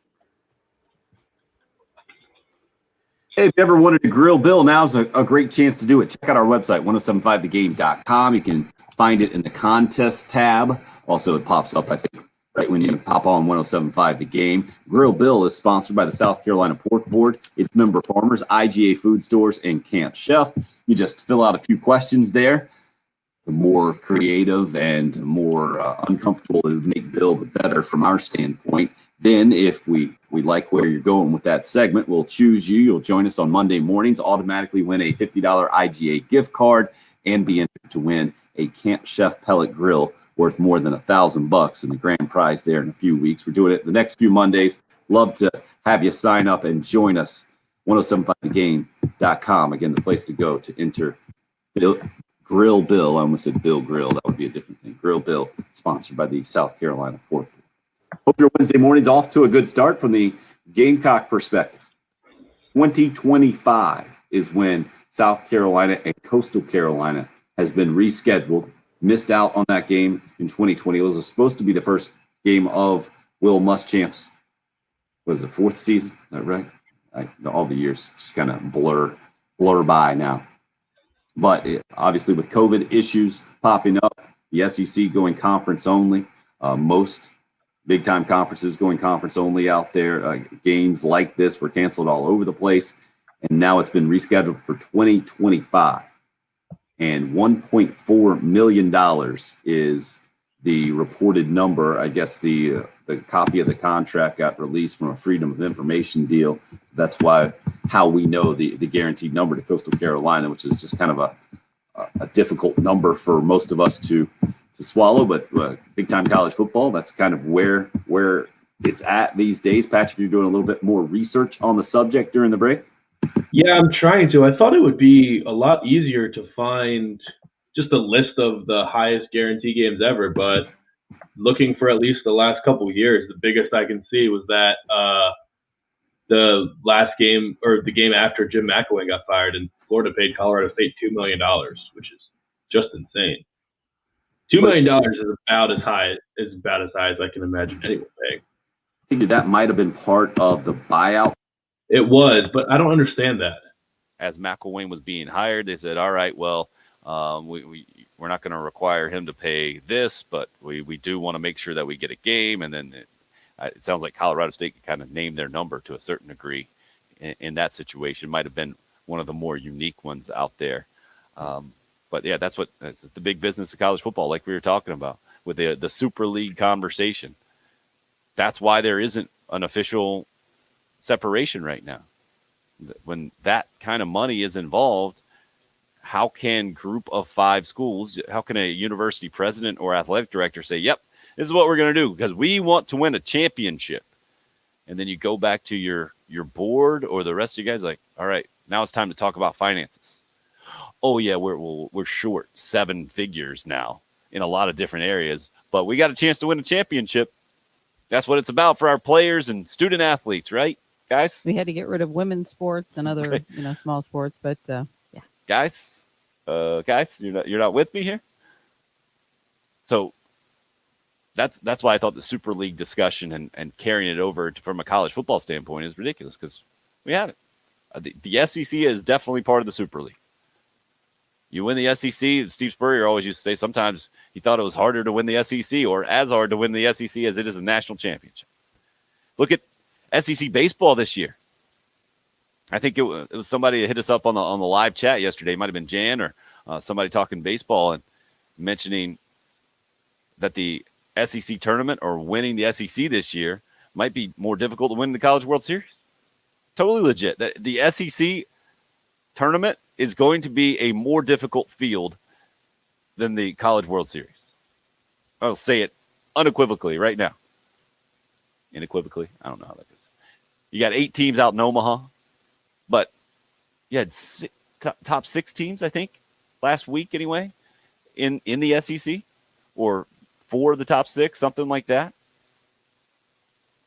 It is a ridiculous task, and it only really cranks up for the Gamecocks right now with number 1 Arkansas coming to town this weekend. Craig had some good advice on the live video chat. Better throw strikes this weekend. Arkansas has a ridiculous number of walks. I'm calling we win 2 out of 3, though. Arkansas also leads the country in home runs and a bunch of other categories, leading the SEC or the country. They're really good. And Mark Kingston talking a little bit about that last night. It was another comment that caught my ear. He and Derek Scott doing Carolina calls. Maybe this one stood out to you as well. That's a loaded question. As I tell Jay Phillips sometimes on the radio, he asks me 5 questions within one, so he asks me a lot of different questions. So I'll try to answer all of them. Well done by Mark Kingston there. I think Jay's proud of that one. Mm-hmm. I can totally see it too. Just a long-winded question where he keeps talking himself into more questions throughout the question. Right. Yeah. Well, there are a lot of questions. A lot of questions out there. My number 1 question will be, how does Thomas Farr come out? Now, this is tomorrow night. So this is another Thursday, Friday, Saturday series. How does he come out in game number 1? Because games 2 and 3 have been no problem for Gamecock baseball this year. 9-1. at the midway point in SEC play in games 2 and 3, a combined record. It's just been that first game that has been the issue, 1-4. But it clearly hasn't been an issue overall. Typically, you lose the first game of a 3-game series, you're in big trouble. That your percentage chances of winning that series go down dramatically. It's just simple math, but that hasn't been the case this year for Gamecock baseball, obviously, Patrick.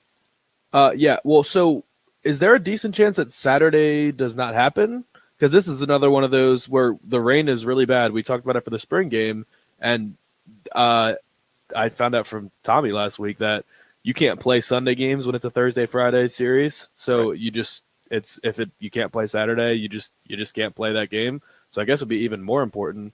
But what do you know about Arkansas's Friday night, or in this case Thursday night guy? Is he a high level MLB prospect, or do we know anything about him? Here's the safe bet for every SEC school that comes to play this year. Yes. They're all MLB guys? Yes, all of them. Okay. I mean, 14 of them. I know all of them aren't going to get taken in the first round, but especially for the number one team in the country. I haven't even done the research yet, but I will now that you've asked the question, and I'm guessing Arkansas will be like what you just saw over the weekend from the Gamecock perspective. And what's sticking in my head right now is Georgia and Clemson last night. If you missed that game, another walk-off loss, unfortunately for Clemson, walk-off win for Georgia in that ball game in the bottom of the ninth. And the numbers are crazy on the negative side right now for Clemson baseball. 7th straight loss, 1-7 in one-run games this year after being undefeated in them last year. I think they were like 5-0, 6-0, something like that. And Georgia is a program that's not one of the best in the SEC, but always has a really good Friday night starter. I think their last year guy got drafted really high, and so that's why it got me off on that tangent. From the SEC perspective, you just saw it. The LSU guy was really good against the Gamecocks, 16 strikeouts last weekend. Kumar Rocker obviously kind of speaks for himself, but Vanderbilt is the kind of the exception in this thing where their first 2 starters are out of this world, with Jack Leiter being their second starter. Yeah.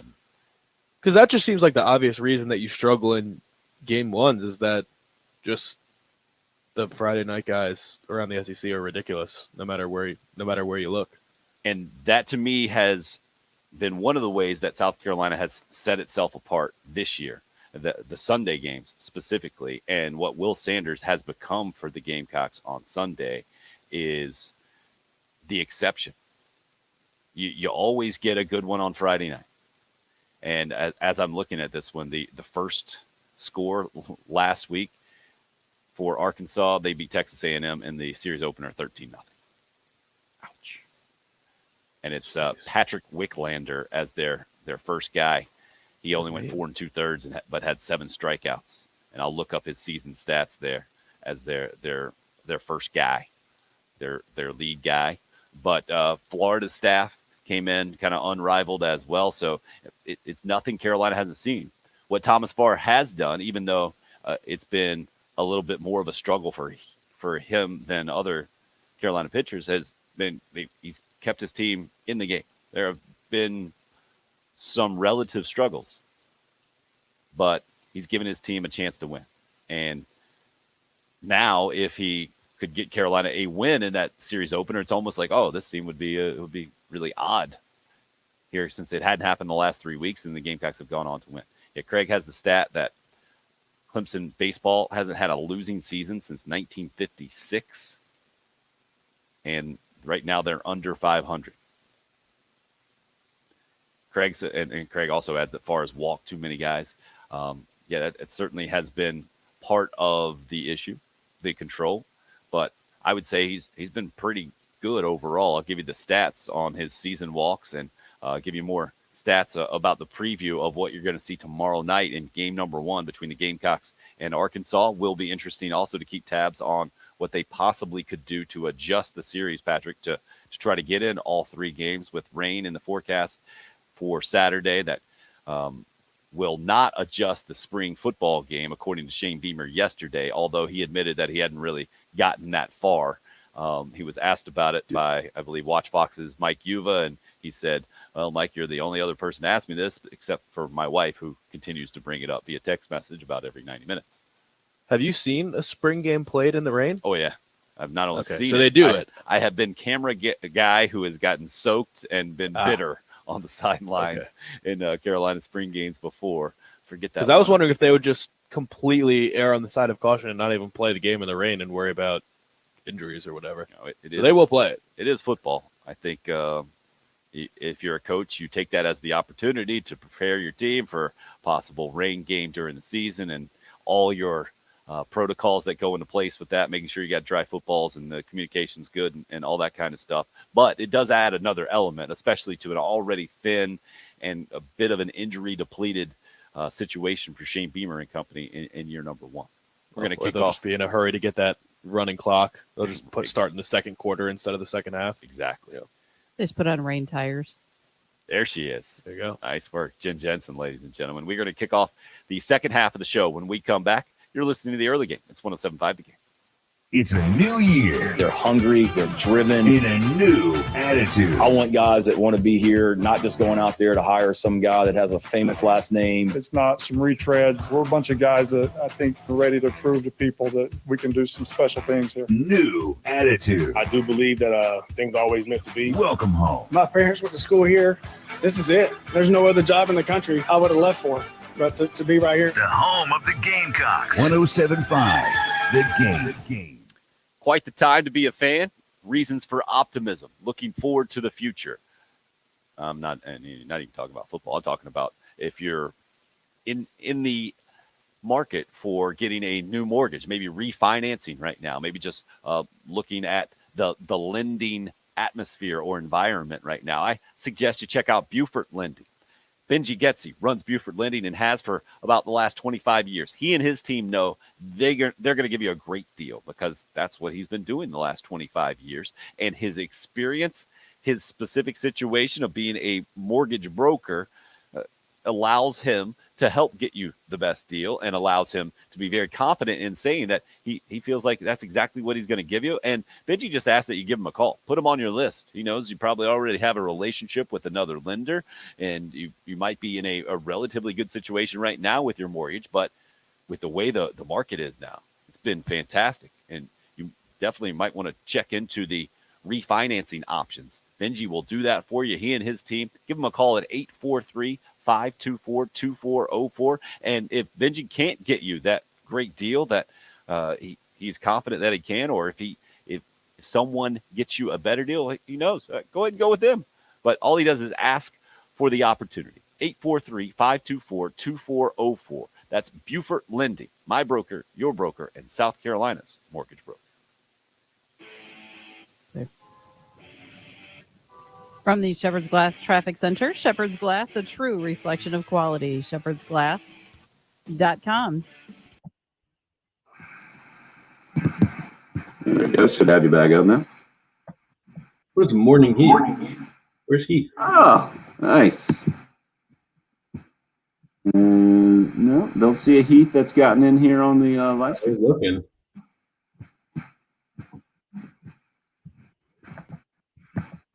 Good question.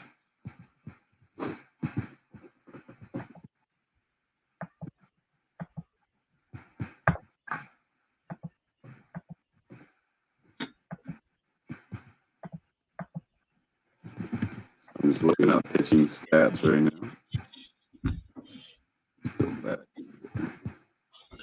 Tim, do you know what Shane Beamer's favorite movie is? No clue. The Goonies. Oh, yeah? Okay. Found that out yesterday.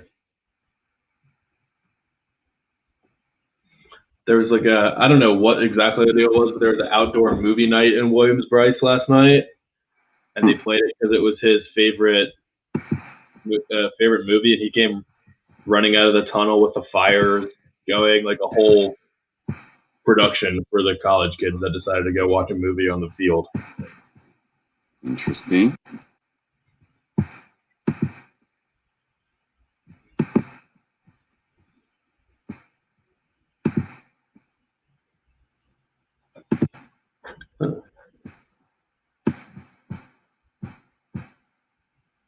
On Facebook, it says who's watching if they're a friend on Facebook.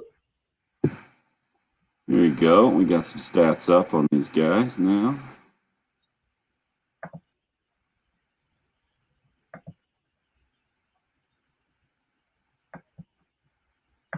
It looks like Arkansas might be a little bit different than some of these SEC programs that have the absolute studs on the first game. But they might be like the Gamecocks, actually. I saw a thing somewhere that said he was the 96th rated prospect. Who's that? Oh, Patrick Wick, whatever. Wicklander? Wicklander, yeah. I just typed in Patrick Wicklander MLB draft to see if anything popped up. Simple enough, huh?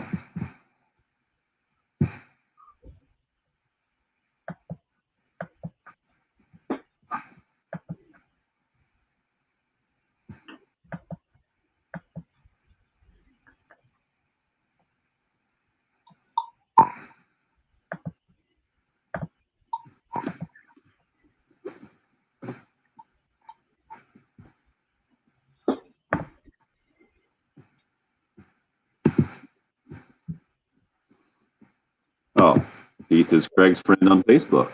Okay. Yeah, I didn't know that worked like that. Right.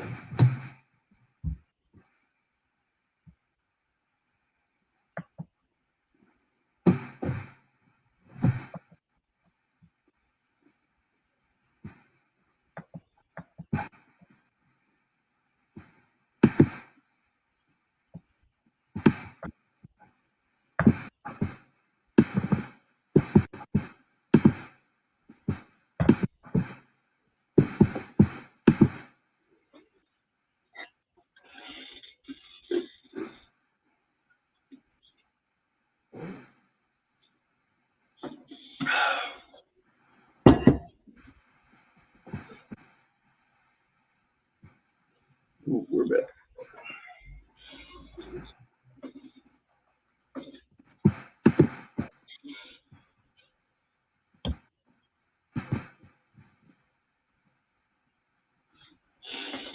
Ten chances this morning in about 25 minutes from now. 25K workday payday here on 107.5 The Game. Every Monday through Friday, 8 a.m. to 5 p.m. At the top of every hour, you get a chance to text in to qualify to win $100, plus every winner entered into the drawing for the grand prize jackpot of $25,000. All you got to do is text the hourly keyword to 95819. That text number does not change. 95819. The hourly keyword does change, and that's why you need to keep listening. 8 o'clock this morning, again, the first time, and it'll be at the top of the hour, every hour from 8 until 5 here, Monday through Friday on 107.5 The Game. It goes until May 12th, by the way, in case you're keeping score at home. And if you're doing that, maybe you're also looking up some of the stats leading into a huge series in a lot of ways for Gamecock baseball.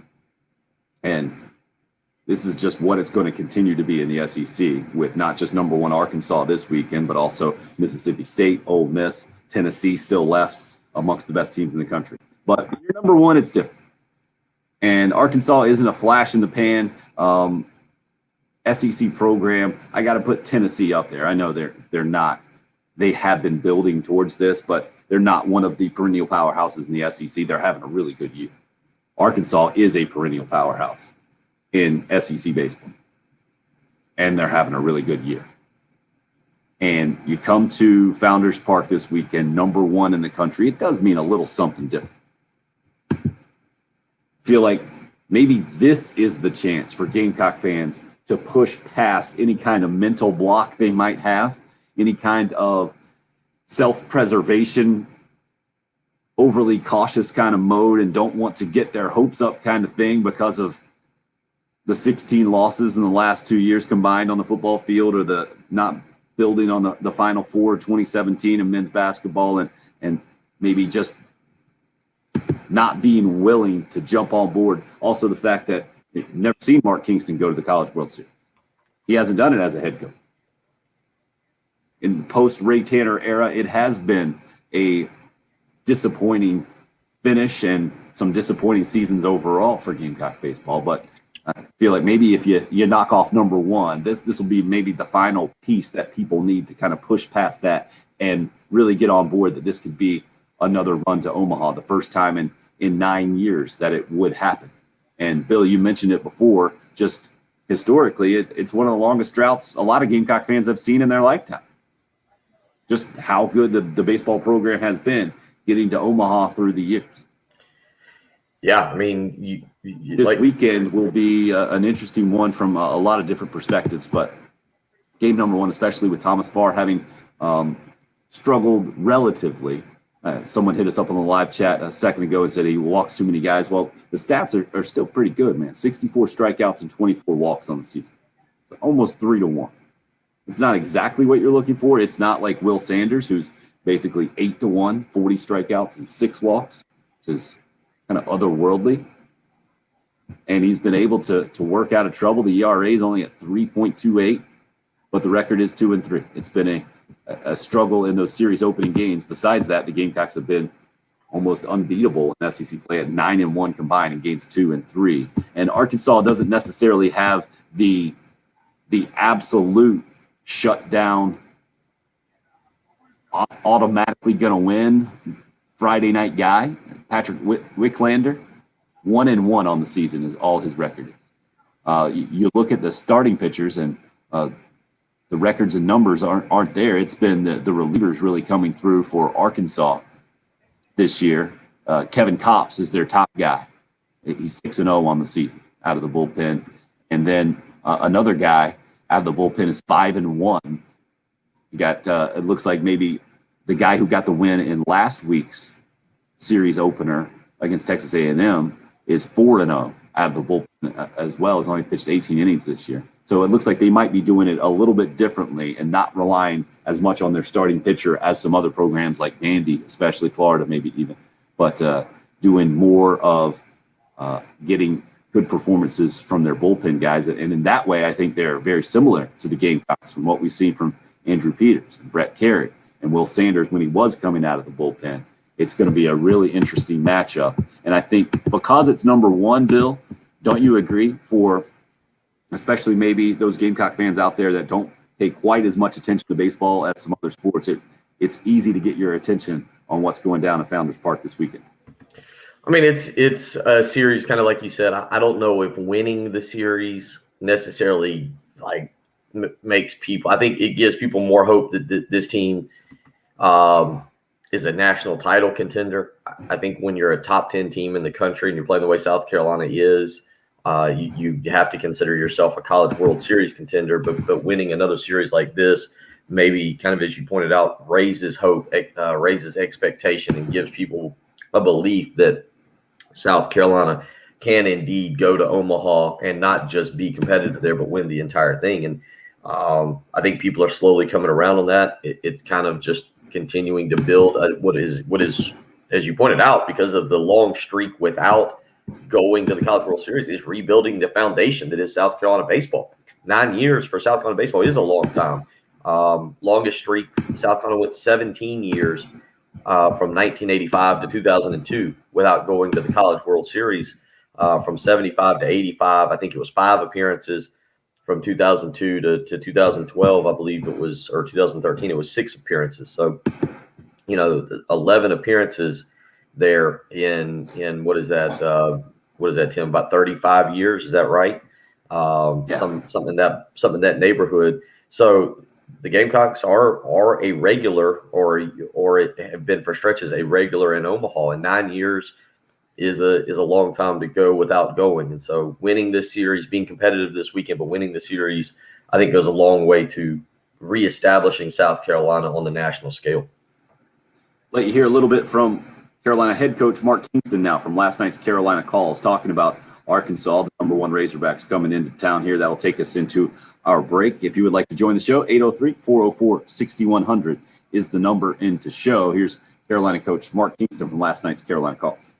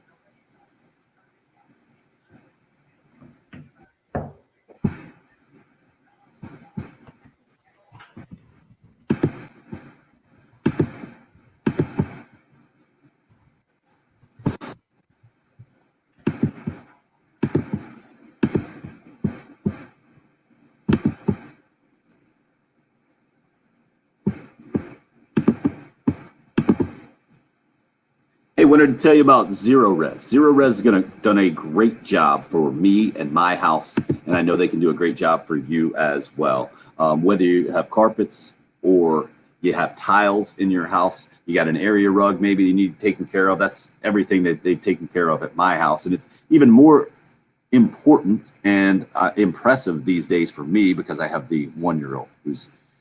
I mean, he's basically running right now. He's turned that waddling into I'm going to keep going straight line and almost fall down. It looks like a run kind of thing. So we're always chasing after him. He's always on the floor. And so I'm more associated with my floors now than I've ever been. And I got nothing to worry about having had Zero Res out to my house because there's no harsh chemicals involved in their cleaning process. They have a patented powered water system. They crank up the pH in the water to make sure everything gets clean and sanitized. And it's very effective. There's no leftover soapy residue. That's why my carpets have stayed cleaner longer. You can find out all the specifics at ZeroResColumbia.com. It's also where you can book your appointment today and see that they've got a great deal for you. 3 rooms of carpet clean, only $119 plus a free hallway. When you mention me, Tim Hill. That's ZeroResColumbia.com. 803-262-4020 is the number. Zero Res. You can spell it backwards or forwards. It's the right way to clean.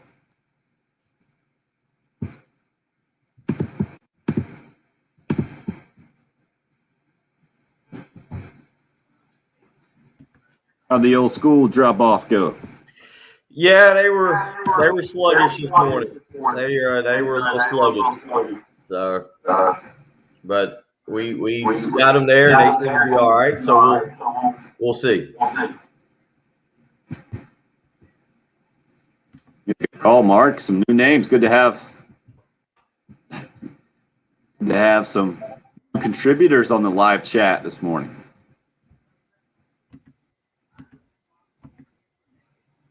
Oh yeah, did you see that, Billy? Any idea about the Arkansas wide receiver who announced that he was transferring? I just saw that. I just saw that he was transferring, and apparently he's got a really good relationship with Justin Stepp. But I didn't Justin Stepp, but I didn't see anything that necessarily led me to believe that South Carolina was out in front. Interesting. Craig's all over it. Old Takes Exposed? Do what now? I saw that news from the Old Takes Exposed. Oh, about like the 2 days one where ago. he's sitting there or whatever, and it's the Arkansas thing, and they're like, "This is Mike. Good luck. Sorry, you have to guard Mike or something." And then it was it was just a regular hyping a guy up tweet, but it was 2 days ago. Like, this is Mike. We're sorry in advance to all of the corners that have to cover him this year. Yeah. Right next to the picture, it says Mike is transferring. Yeah, I saw that. So Craig's going both ways there, right? The history with Justin Stepp when he was at SMU with Chad Morris, and also the history of being a Texas fan. I would say Sark's got the better track record right now with the wide receivers to the NFL. But who wouldn't with that Alabama group? I mean, who's going to be throwing to him there at Texas? Do we know? I have no idea. Back for year number 400? He's not, is he?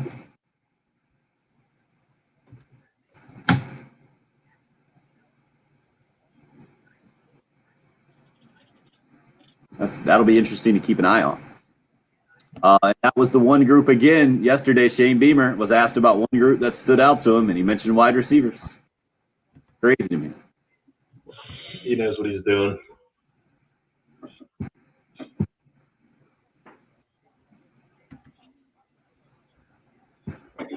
Man.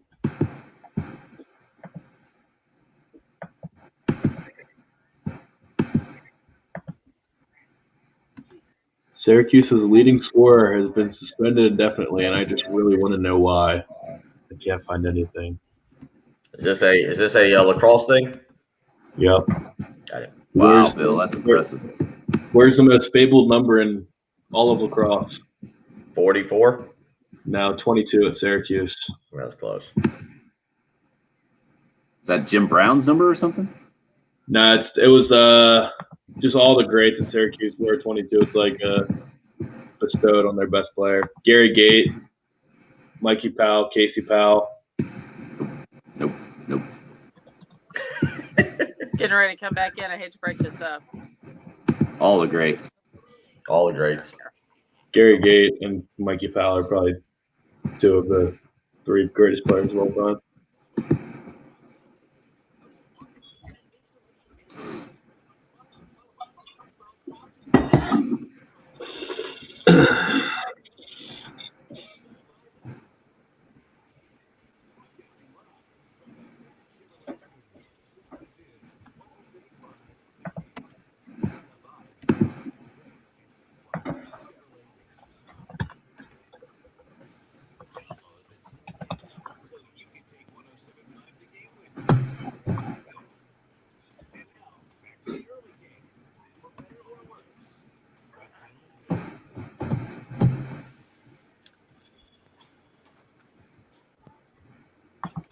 Ezra.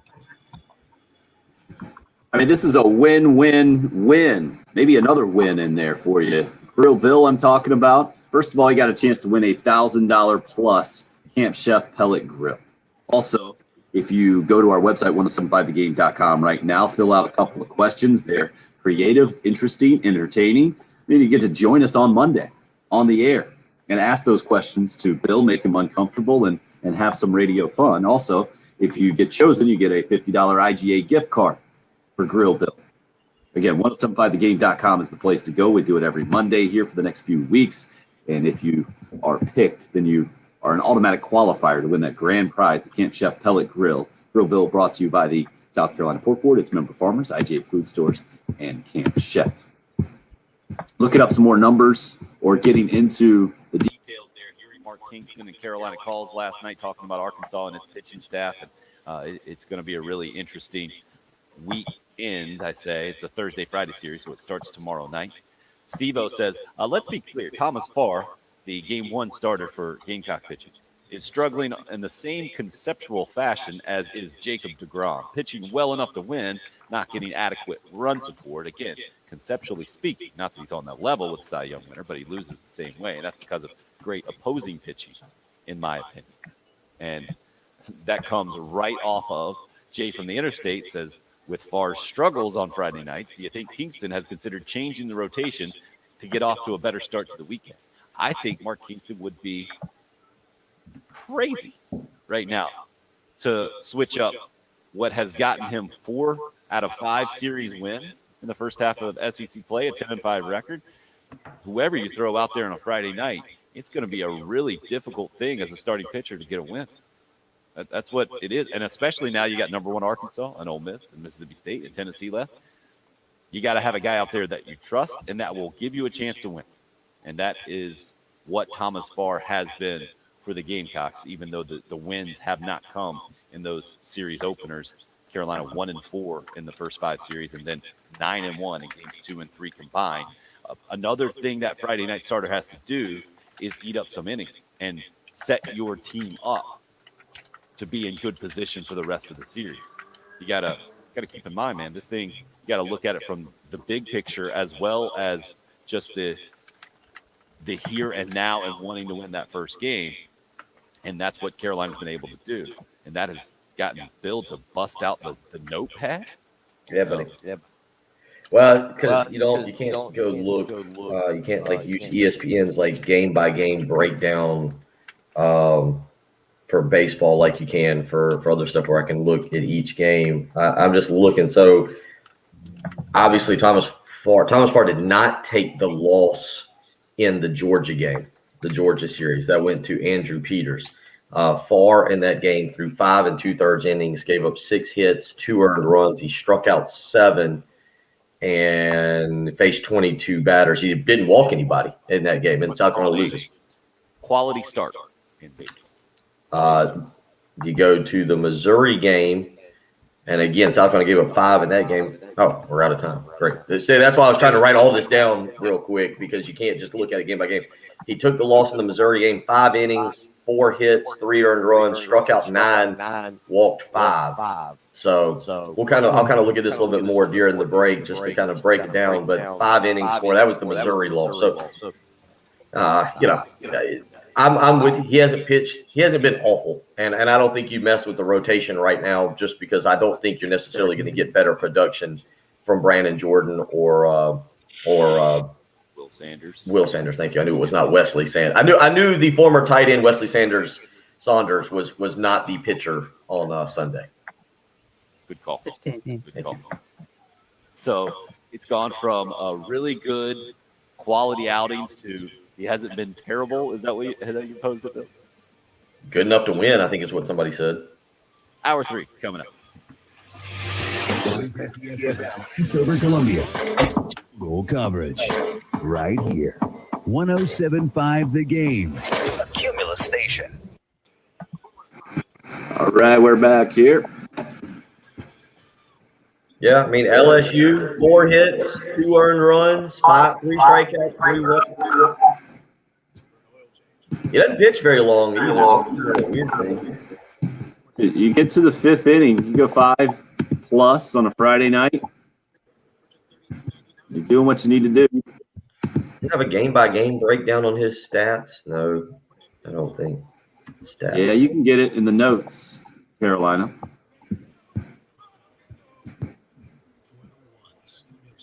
Oh, here we go. There we go. Yeah, I mean, he's not lost to Vanderbilt. He lost to Texas and gave up 1 earned run in 6 innings. Well, I'll hold this until we come back. Just if we want to go back down the path. What a pro. What a pro. Yeah, I think the conversation, I don't know if there's any reason to get into it on the air, but Monty Lee can't be feeling great about his situation. No, he can't. 7 straight losses, huh? Man, last night was classic. They come back, take the lead, and then just blow it. I flipped over. You got me into a little bit of NBA last night, and you had the Pelicans. I didn't watch a ton, but yeah, I haven't watched Zion all year. And I watched him last night. I guess he's playing point guard now. Why not? Just dribbling it up. I think he had 33 last night. Did he? He had a couple plays. Like I said, I wasn't. By the time I got everybody settled down, I fixed one more bourbon and water and sat there, and I was flipping back and forth between that and the Mets Cubs game. But yeah, I mean, I was just kind of watching a little bit last night, but I mean, he did have a play. He drove the lane and had a finger roll off the backboard with his left hand. He missed it, but by the time the Nets player, I can't remember who it was, went to get the rebound, Zion had gone around him, out jumped him, got the rebound in the putback. Yeah, I mean, it was his athleticism for a guy that size is absolutely ridiculous. He's different amongst the best athletes in the world, and he stands out, and it's obvious. It's crazy. Yeah, he had 33 last night. Kyrie had 32. I think that was the last thing I saw. Brooklyn won 134-129. I wasn't staying up for the whole thing, but more threes in 3 weeks from Steph Curry than 2 whole teams. Maybe on the year, is that what you're saying? Or in 3 weeks, that wouldn't surprise me at all.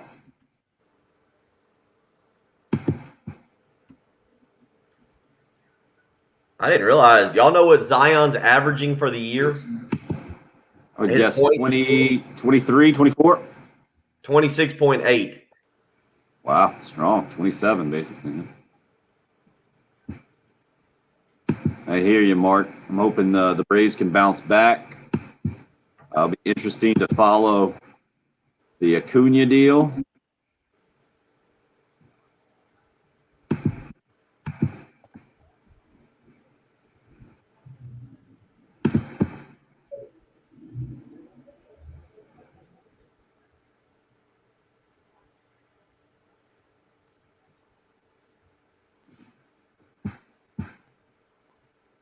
Yeah, I was watching that Clemson Georgia game last night, and it looked like a high school game. There were wild pitches to score runs.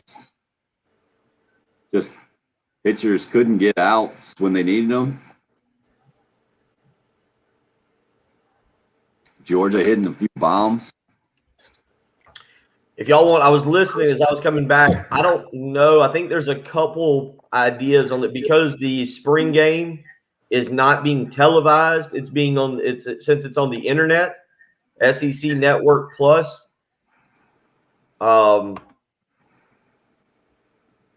Somebody told my dad yesterday, just down there, that they may move it up because the storms are supposed to come in the afternoon. Right. Like the rain, everything's supposed to come. Huh? Or 11 a.m. start, something like that, you're saying? Yeah, something earlier. Just move it to noon or 11. I don't know what that might be something to keep an eye on with baseball too. Just right. Because I think it's calling for this. All this rain is coming in late or mid afternoon, so you don't have to worry about the moving a television time. It's an internet deal. You can just right. So Stacy Cunha was diving back to first, trying to get back in a little pickoff play the other day, right? Throw over to first from the pitcher and came up and was like holding his stomach basically. So I think they're calling it a strained abdominal. Hope. Yeah. It's listed day to day, which is by good. the way, did y'all watch? Speaking of spring games, did y'all watch any of the? Have you watched any of the Alabama spring game? Didn't watch, except that Nick Saban almost got ran over there on the sideline. There was that play. So you saw that, yeah. So I wasn't even on the sideline. He was on the field. He's standing behind it. They were on the option play. About 5 minutes before that, did you hear him yell at the defensive back? Did not. They couldn't edit his mic quick enough, and he dropped the good old-fashioned GD. Oh. I didn't realize that the defensive back's name is Kool-Aid. What a great nickname. No, I think that's his name. No. It was a 5-star prospect. They were talking about him. He has a chance to be the starting defensive back. He's a true freshman that enrolled. And on his birth certificate it says Kool-Aid. No, it's JaQuincy McKinstry. He's on the basketball team too. Thank you. He's on the basketball. They said he was a good basketball player. Well, I was doing stuff. I was getting ready for the. You really thought his actual name was Kool-Aid, dude? Well, but they did. Dude, at this point in time, some of the names that pop up, yes. But they did say they gave him the nickname when he was born. So they just always called him Kool-Aid. I guess his smile resembled the Kool-Aid man. Oh, that's awesome. I got a bridge to sell you. Hey, got some oceanfront property. You guys act like you saw the. We act like people aren't named Kool-Aid because they're not. How many people named General? More than Kool-Aid. Really? I don't know, but it's more. General? I know Captain Morgan. There's Major. There's Captain. Like these things happen. People get called those names. Did I not send y'all that text message? The quarterback recruit out of Texas in the last class, and his name was General Booty. I did see that. Back in. Call me when someone's named Fruit Punch Williams. You act like these names like. General is so much more of a real name than Kool-Aid. Really? This day and age. Guys are up. Hey, part of being a recruiting nerd these days is keeping up with some creative names out there. That's what we're getting in the live video chat right now on the video streams up and rolling. Sponsored by Buford Lending, by the way. YouTube Live, Facebook Live, on Twitter as well. The station handle at 1075 The Game. What are some of your most favorite recent one, Bill? Is what again? It was the quarterback out of Texas, and he's listed on his recruiting page, quarterback General Booty.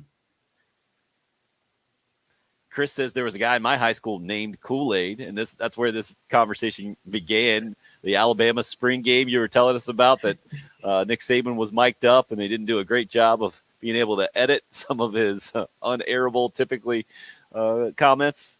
And one of the guys that's looking to get in the starting rotation in the defensive backfield, nickname is Kool-Aid. You thought that might have been a given name. I didn't know. Yeah, I was marinating steaks and doing some stuff, and so I had the Alabama spring game on yesterday, and I'm just kind of every once in a while I'd walk by and kind of stop for a few minutes and watch. But I had the volume, so I'm kind of listening to it as I'm preparing the food for Austin's party. And I don't even really, because I didn't go back and rewind it, but it is interesting. They had Nick Saban mic'd up in his pink sports coat, and he's out there on the field and he's coaching. I mean, he's coaching his guys every time, like every play. And it is interesting to get. I like listening to coaches like that when you can kind of get an insightful idea of how they coach. So, for example, the one that was funny that got us on the conversation is there was a crossover. I guess they punted. Alabama punted, so the offense comes out, defense comes out, and they've got a defensive back who's a true freshman, 5-star defensive back whose name, as Patrick pointed on the live stream, is actually JaQuincy McKinstry, but they call him Kool-Aid. So I'm in my kitchen. Again, not watching the game. I'm listening. I'm listening to Kirk Herbstreit and all of them commentate the game. And all you hear from Nick Saban is a cursing segment followed by Kool-Aid. And I like it. And he told him, he said, "You don't walk on my field." It was a poor choice of cussing as well. And the ESPN announcers just breezed right on through it, kept on going. And then, like, the very next play, you hear Saban, like, yelling at the quarterback to move faster, to get the play in, to get the guys lined up. It was just an interesting thing. If it comes back on, and I know that ESPN will re-air it at SEC Network, I'll probably sit down and listen a little bit more because of having Nick Saban mic'd up and just being able to listen to him coach, or in some ways how he talks to his players. At one point, he was talking about pass interference and how they said he doesn't like it called during practices, not because of his defensive backs, but because he wants his wide receivers to play through contact and be able to make plays. He said he gets angry if the ref calls a pass interference because he feels like it bails out the wide receiver, as he says it's such a physical game. So it was just kind of interesting on some of the ways he was talking about coaching, or the way you saw him coaching players in the little spring game they had. This has led to some good contributions from you guys out there. Let's go in order on the live chat there. Jason says, "My sister's name is Sugar. My parents were hippies." Anthony had a classmate named Chevy Ford in high school. Good stuff. And on the text line, an anonymous texter, believe, "I coached a kid named Batman, real name, not a nickname. Also went to school with a girl named Godzilla. We called her Zilla." What? How do you name your girl? What do you mean it's not true? Godzilla, You think man? people are just making this up today? I have a friend from. I'm going to create a contact in the text line that names that guy Liar.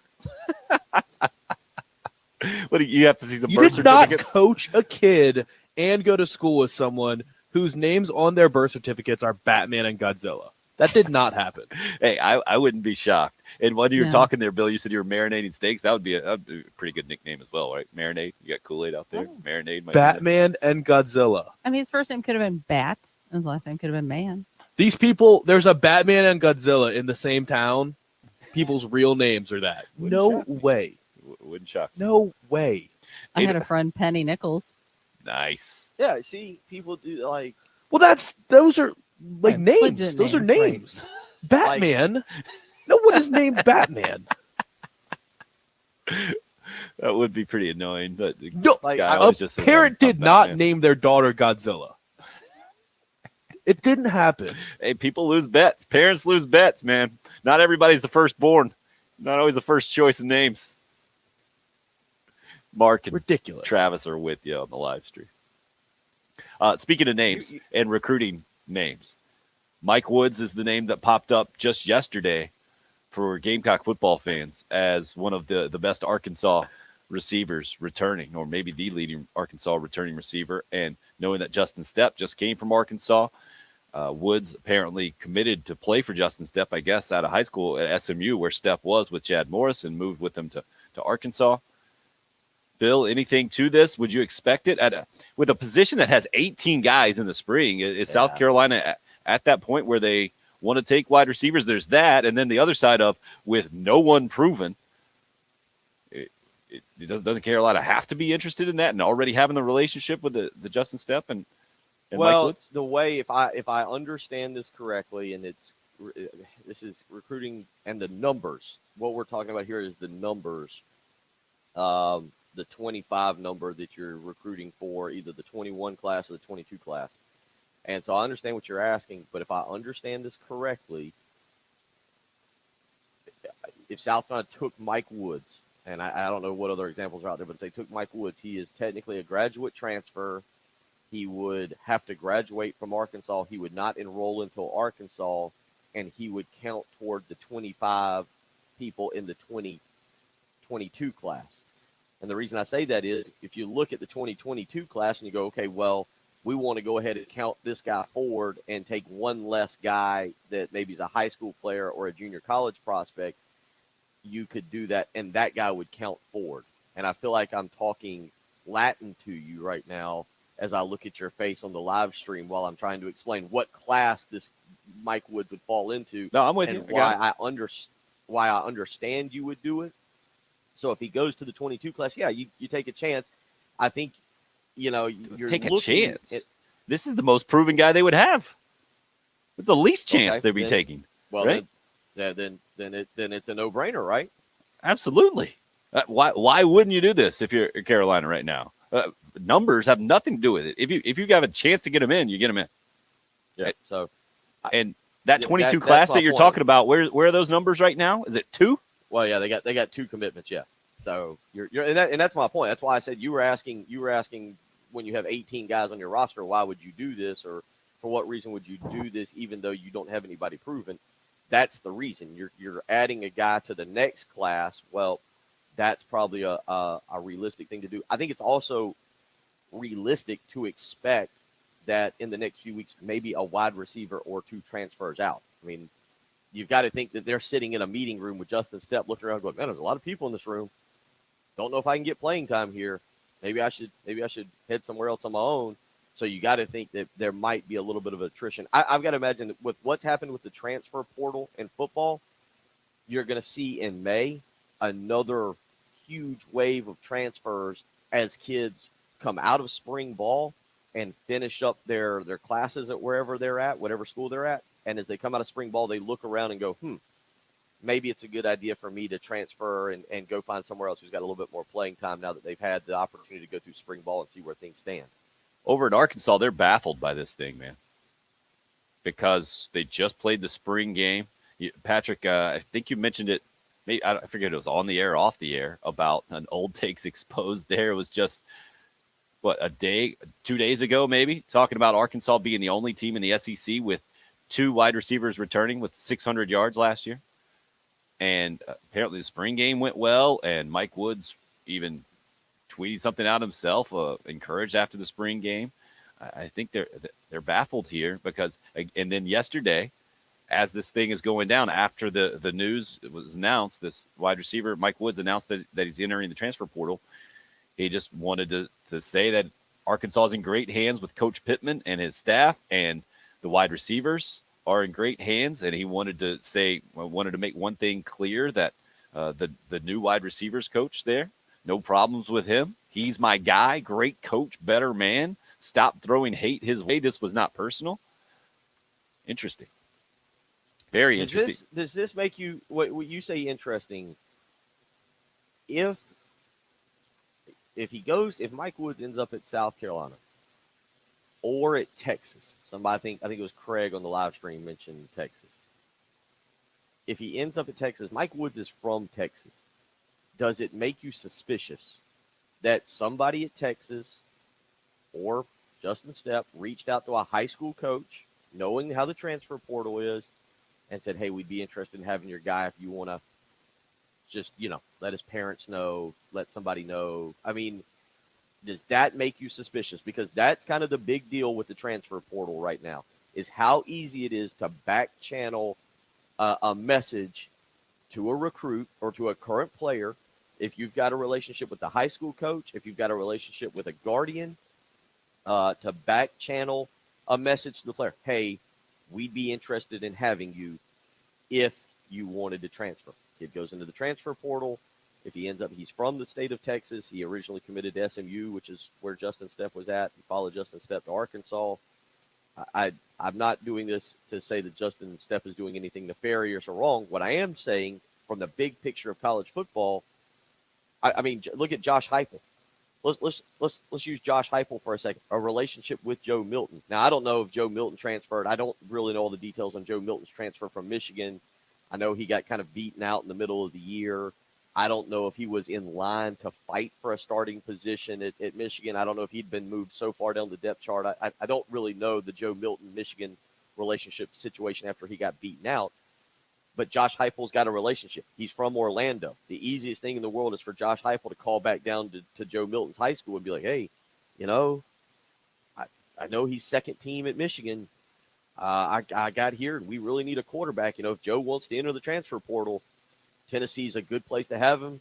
Come on down. Bill, I wouldn't be suspicious. I'd be suspicious, or I think this is absolutely happening. And this is what college athletics are going to be now moving forward. And I don't understand how it would happen without that, right? It doesn't seem to make sense. This is what players will be required to have more of, I think, from those of us on the outside looking in. Players will be required to be more transparent in this situation. Because, I mean, Arkansas fans are just completely shaking their head.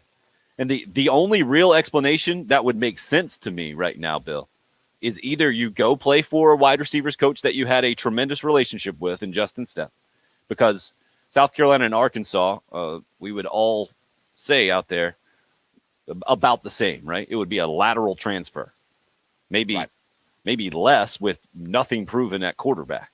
But with the wide receiver history at South Carolina, maybe that's what you're looking at. And you say, hey, let's go down the list, just even recently, of Deebo Samuel and Brian Edwards, and now Shi Smith going to get drafted pretty high. But Arkansas's got wide receivers there. I mean, you're not missing any kind of opportunity by staying at Arkansas. But if you go to Texas, then I get it. Don't you get it? With what Steve Sarkisian's done with receivers, what he's helped make them into in the last couple of years? No. The quarterbacks at Alabama have helped. It's natural for a kid growing up in the state of Texas to want to play for Texas. And if the opportunity is there, no, I'm with you on that. I don't even think I don't care if it's Tom Herman. I don't care if it's Will Muschamp. I don't care if it's Butch Jones coaching Texas. I feel like if a kid from the state of Texas has an opportunity to go back and play in Austin and play at the University of Texas, they're probably going to try and take that opportunity. Does that make sense? Like it's kind of there's certain. I think there's a pool there to go play. So I understand what you're saying, because you're right. When you look at Steve Sarkisian's track record right now with wide receivers, whether that's his track record or whether that's Alabama's, Patrick, you're the there's also guy. buzz that he's trending towards Oklahoma, which is another one that's hard to argue with from the Arkansas, South Carolina perspective, right? I mean, I would say that's probably the best position right now if you're a wide receiver when you're talking about offensive production and what those offenses have been recently. And you're going to catch a bunch of balls if you go to Oklahoma. That's just what it is if you're a good player.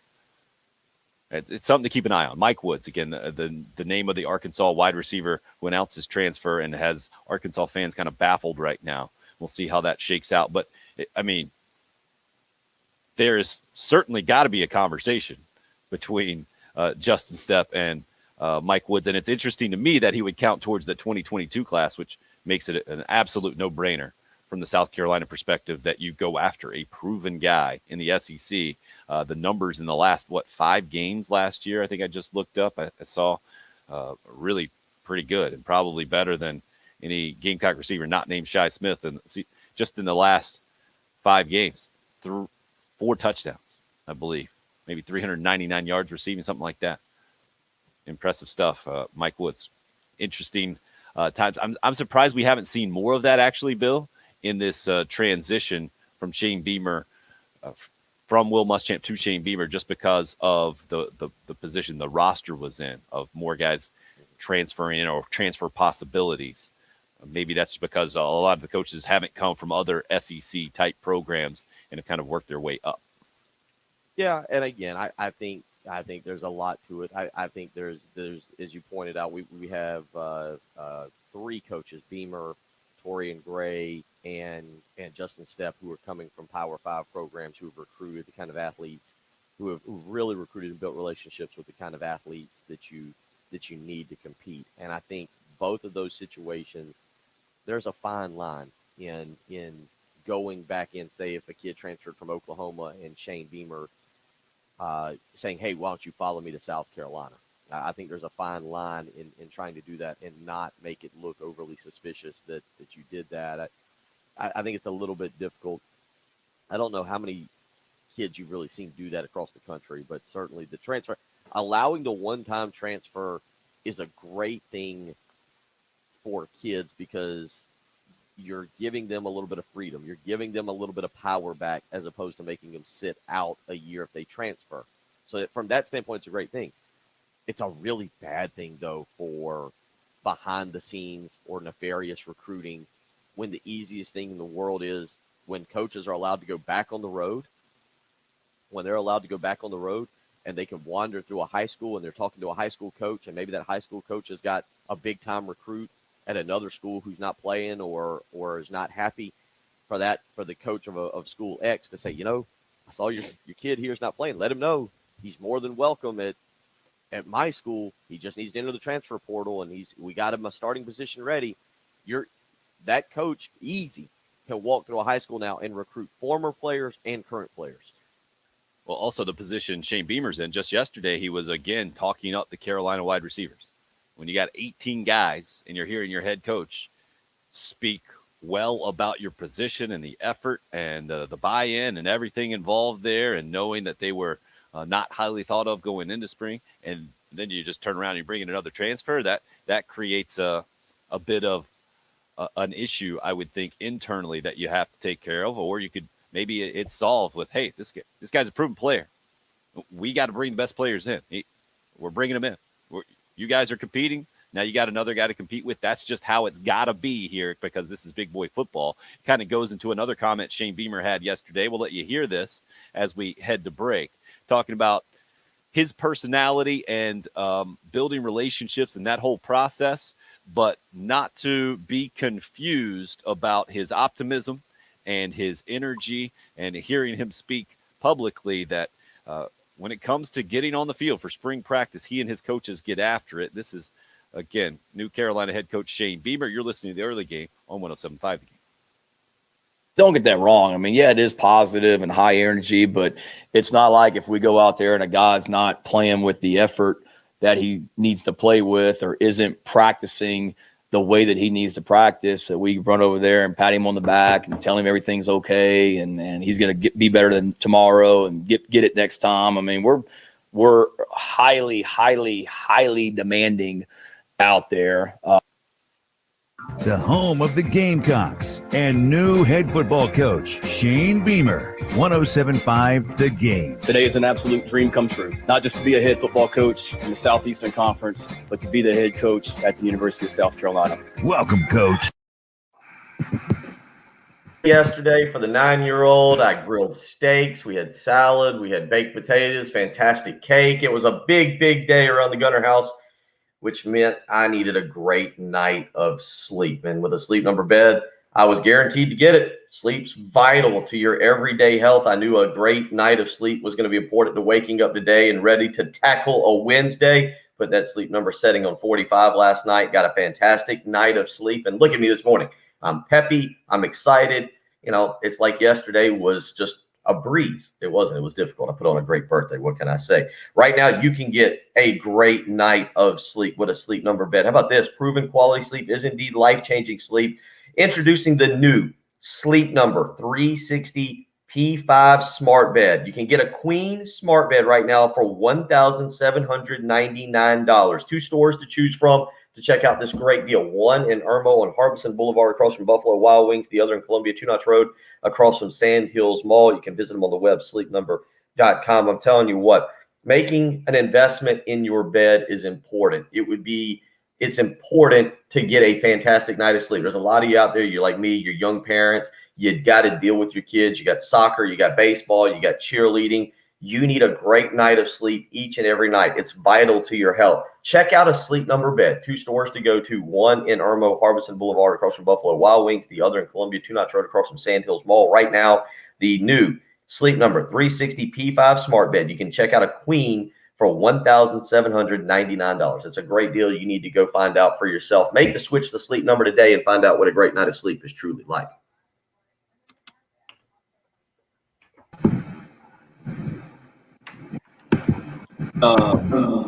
This kid's definitely going to Oklahoma. You got something on that there? What do you mean definitely going to Oklahoma? I'm just reading the tea leaves and looking. So Oklahoma has a trio of 5 stars that are all third-year players now that have underwhelmed. And one of them, Trajan Bridges, was arrested over the weekend for robbery, suspended. But he was also in 2019 suspended for basically the 6-game suspension for a positive drug test that lasted all of last year until the Big 12 championship game. So we only played at the Big 12 championship game and the Cotton Bowl, and then was just arrested last weekend. So it sounds like his time in Norman is pretty much up.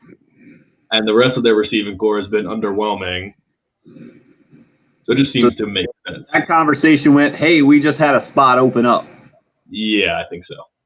Come on. We've got Spencer Rattler, who's going to be the number 1 pick of the draft, come play for 1 year, and then go to the NFL.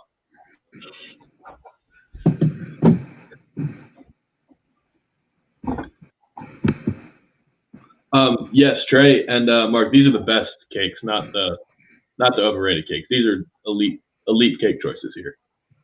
That was our starting point of the show this morning. Yeah, you guys got to wake up at 6 and get into the conversation. Come on. Got to do it. Did the cake conversation yet? Mm-hmm. And that's how this show works. Either you're on board or you're missing out. That was nice of you, Patrick, to get him up to speed. Number 5, you can't quite see the lava cake. It was ice cream cake. I switched to lava cake. I don't even know what lava cake is. Well, it reminded me when the guy was talking about poking the holes and pouring pudding inside of it. Right. It's like a lava cake. Lava cake is where it's got basically like hot fudge inside of it. It's incredible. That sounds amazing. Jason's in on Red Velvet. Have you seen these texts, by the way? I saw some students saying that liking red velvet cake is pretentious. Was that the names? I was laughing. The names are good, right? Convius, Batman, Clark. You don't have to read the whole name out for everybody. Just say it was the middle name, man. No, I had to read the whole name.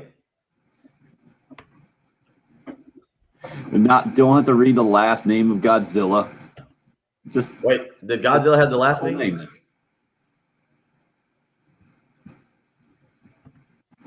Mark, yeah, I think that is a debate for a summer show if ever there was one, right? Carrot cake.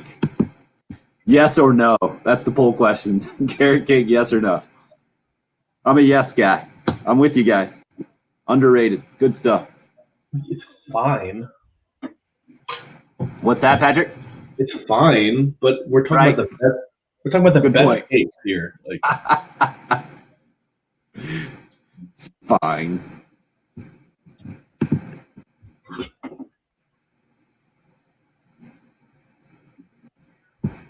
Like, I'm a yes on carrot cake, but we're talking about the best of the best here. Bring up carrot cake. Right. It doesn't deserve a top 5 spot. Yeah. But I don't know.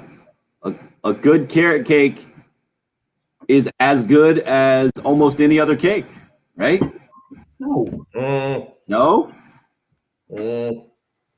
See, that's my problem with getting into this thing. Like, I'm not picky, man. Cake is good. I'm not going to complain about this cake not being as good as the other. I beg to differ.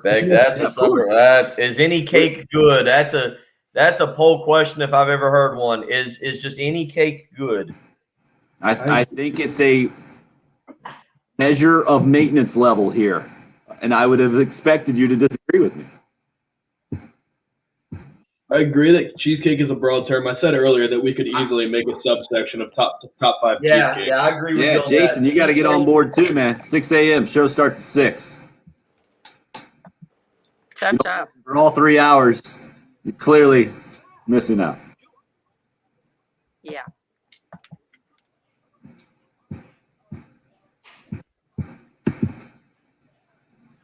Yeah, cheesecakes. I didn't realize. Cheesecake is you got to have subcategories because I got to admit, I can make an argument for the chocolate turtle cheesecake, the little strawberry swirl cheesecake in the sampler. I can make an argument for the regular cheesecake, and then what is Turtle, another one? I think for it's got chocolate chips, or is it chocolate swirl? I can't remember the fourth. Jason, what are you doing there? I hope you're drinking rum, bringing that up. Get out of here, man. We had somebody every year would bring us that at Christmas time at another station I worked at. I mean, that's fruitcake, right? Throw it in the fruitcake category. Get out of here. Not unpopular opinions. If people just eat pound cake by itself, they're crazy. Patrick's with you. You have to put something on it. I'll eat pound cake, but like it's a very small slice, and it's more of like I'm kind of picking at it with my fingers and just kind of. But I will say this: I've had some people who make like sweeter pound cakes, and I guess they put a little bit of a glaze on it. A glaze. Yeah. Yeah. Good stuff. Hope, what are you talking about? What kind of Nazi statement is that? You have to get the buttercream icing? Are you kidding me? You ever tried like an egg white frosting? I don't think so. Kind of good, kind of light, and not it's just like egg whites and I think a little bit of sugar. It's kind of meringue-ish, but not so hard.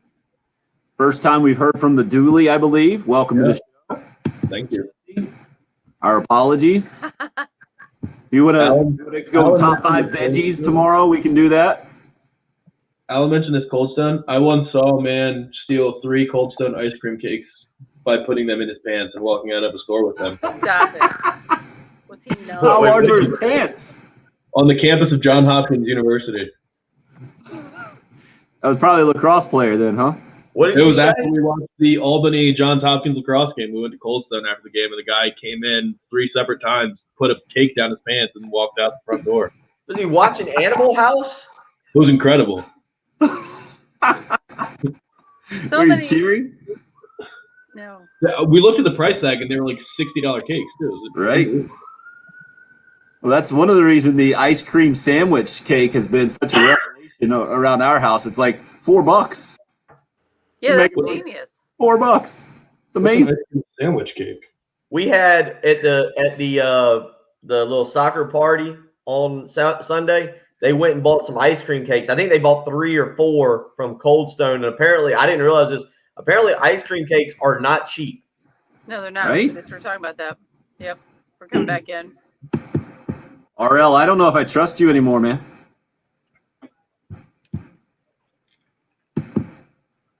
Jen, let's go with another Beamer, please. Whatever you want to throw in there.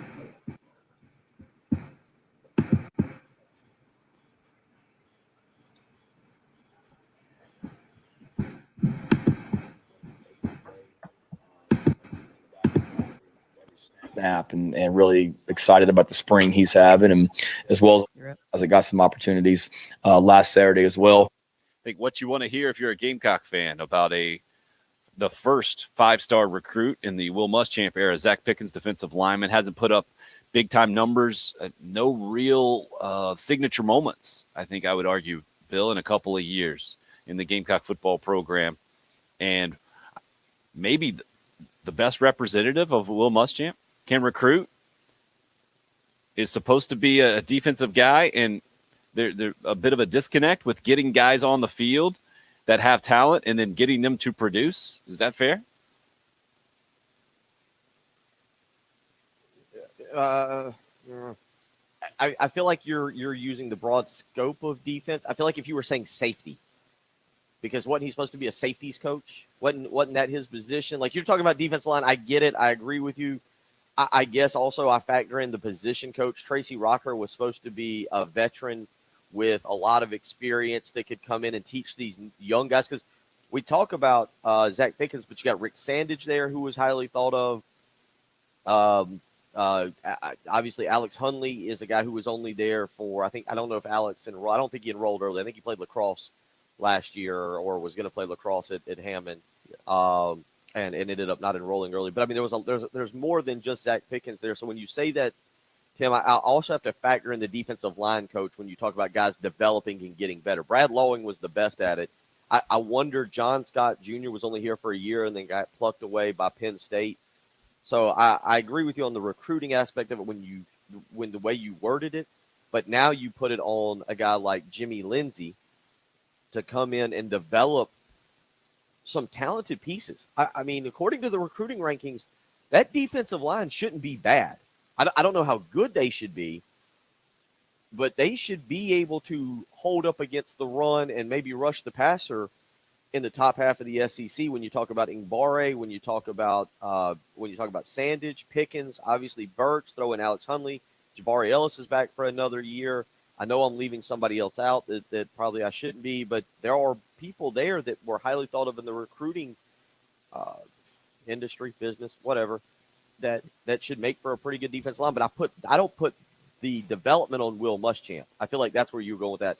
I put that on the defensive line coach. Yeah, to me, a head coach is responsible. And I think Will Muschamp got that reputation, especially at Florida, when a lot of his players thrived under Jim McElwain the next couple of years. And I think it's happened at Carolina. We don't have the bonus of that hindsight yet a couple of years down the line, but we do have guys going to the NFL, being on NFL rosters and performing in the NFL. And then you look back and say, well, not a lot of wins to show for it necessarily outside of the 1-9-4 season. 803-404-6100 is the number into a program, a show today that has included strange names that you may have come across. And the text line, by the way, coming right back at you, Patrick, and your skepticism, giving full names and dates for Batman and Godzilla and local high schools. Well, we don't have to put those full names and dates. I better track down on Yellow Pages then, I guess. Well, so Batman and Godzilla have, one texter said, real names out there. Also, you have on your whiteboard rankings of cakes brought up by Bill in the birthday celebration for his now 9-year-old son, Austin, yesterday. It's been a wide-ranging show, as usual, this morning. Fortunately, now we have our favorite 86-year-old caller to join us to weigh in on the show and really give us the words of wisdom that we all need on a Wednesday morning here in Columbia, South Carolina. Gamecock Larry, how the heck are you, sir? Doing just fine. I got a few things to say. I've listened to you all talk about 2.5 hours, cake and everything else. But this coming weekend, starting Thursday night, the heady has got to support Thomas Four. I mean, he hasn't had any support in the last 4 games that he's pitched. And we're gonna win the series. But until I'm proven different, I'm gonna say we're gonna sweep. And now to Dr. Gamecock Macon, we're gonna sweep the game. We're gonna sweep the Razorbacks this weekend. Dr. Bulldog McMillan, congratulations for beating Clemson last night. And Lawson going to the NBA, I don't think it's going to be too much of a loss. He's too inconsistent. One other thing. Oh, yeah. The football team. I see the first 7 games. They're going to go 6-1, and possibly, if we can stop Georgia, we'll go 7-7. And that's about all I got to say. Do you all want to ask me any questions before I hang up and finish my breakfast? Well, first of all, thank you for interrupting your breakfast. You're going liver pudding and grits again today, Gamecock Larry? No, I'm gonna eat some onion sausage and grits and an egg. Beautiful. And I'm an old man. They've been telling me you got to eat this, you can't eat that. They're going to take an old man from Four Hole Swamp, South Carolina, been eating grits, rice all his life, 87 years old almost, and they're going to tell me I can't eat this. You know what I told them? I made it seven, and I'll eat what the H I want. Go Gamecocks. Wait, favorite cake, Gamecock Larry. Do you have a favorite cake? Okay? Any kind of cake you got, I'll eat it. Attaboy. Yeah. Gamecock Larry going mic drop. Is that the microwave? Going out with a mic was drop. at my house. Absolutely. He had to pause to talk to us, and now he's got to warm the breakfast back up. Is that what I didn't know if that was my coffee maker that No, made you're that, or good. That's Gamecock Larry, ladies and gentlemen. I tell you what, I think he and my mom need to have a conversation because my mom turns 93 next week and she has congestive heart failure. So they've been saying usually she'll have like a strip and a half of bacon every day. And they're like, well, you really should do that every other day. So literally with people taking care of her, there's a dot on the calendar. And it's like, okay, every other day she gets the bacon. And she has one caregiver who's like, nope, it's not till tomorrow. When I was there, I was like, you're getting the bacon. Sorry. Good for you, know. Jen. That's right. Good Doggone for it. you. 93 and she made it this long. Have the bacon. I didn't think we were going to be able to get a better high note than how Gamecock Larry was trying to drop the mic and get out there. But the people needed to know what his favorite cake is. I feel very good this morning knowing that Gamecock Larry and I are on the same cake level. Whatever cake you want to throw me, man. I'm good with that. This top 5 thing is just. You don't get it all the time. So yeah, enjoy it. DC. Larry also eats raw panther. Well done. And Hope's impressed by that good old country breakfast. Yeah, that was 4 Hole Swamp is where Gamecock Larry hails from, by the way, in South Carolina, down, I think, Saluda County, he told us, or Orangeburg County, maybe right on the line there. It's difficult for I think, anyone. I don't think an accurate map has ever been drawn, by the way, of 4 Hole Swamp, just what I'm saying. 803-404-6100. We need to take a break after that. Gather ourselves. Nobody can follow Gamecock Larry, so it only makes sense that we do that. We'll give Mark Kingston the last word, a bit of preview of the Arkansas series from last night's Carolina Calls. That's coming up next. The dramatic conclusion of the show where Patrick will try to stay awake. It's the early game here on 107.5 The Game. 107.5 The Game. The game is on the air, online, on your phone, tablet, on the app, Alexa, Siri. Will be on the rise very soon. You need to make sure your air conditioning unit is ready to keep you and your family cool. There's nothing more aggravating for you, definitely for your family, than when that air conditioner goes out during the middle of a Columbia summer. Make sure you call AAA Heating and Air today to get them out to check on your unit. Make sure everything's working. Make sure that you don't have any issues, something that could pop up on you. And if you do, here's the great thing with AAA Heating and Air. Family-run company. Roy and Dana, I go and hang out with them. Fantastic people. They're going to treat you like a family member. So if there is an issue, what they're doing right now is they will give you a $1,500 savings to take away your old unit. Then you think, well, I don't have an air conditioner unit. I got to get a new one. Those are expensive. This is not a good situation. Nope. The folks at AAA Heating and Air will make sure it's a great situation. How about this? They'll give you 0% financing and no money down on a brand new unit. That way this summer, when it's blazing hot outside, you don't want to go outside, you don't want to sweat, you can stay in the cool, refreshing air of your house. Give AAA Heating and Air a call today, 803-677-1500. You will thank me, probably them more so, but you'll thank us later for your air conditioning unit running properly. I'm telling you, we all have been around a Columbia summer. To put it mildly, it gets warm. It gets a little warm. You want to call AAA Heating and Air today. Get them out to your house. Allow them to inspect your unit. Maybe you need a new one. They're going to take care of you. I trust them because it's a family-run company. They're going to treat you like family. 803-677-1500 is the phone number. Don't wait around till it's in the mid-90s and that air conditioner is struggling. Call them today and tell them Bill Gunner sent you.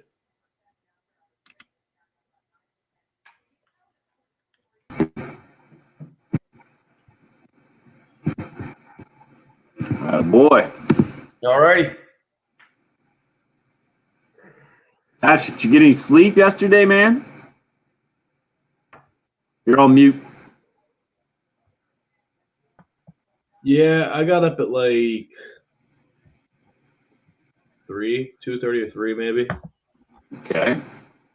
Still not enough. It's only 6 hours max. Yeah, it wasn't a lot. Why'd you get up so early? It's hard to sleep during the daytime.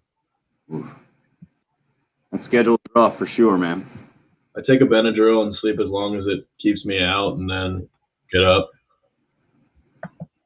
Then your body's not really sleeping, I think is what scientists would tell you. No, I think it's generally not that healthy to sleep, to be nocturnal, but. Wait, what? Well, they say, I know the line in the TV business is every year you work on the morning show is 2 years off your life. Yeah. Because I know our schedule is early, but local TV morning shows are ridiculous. They're like 5 to 7, I think, is when they're on. Yeah.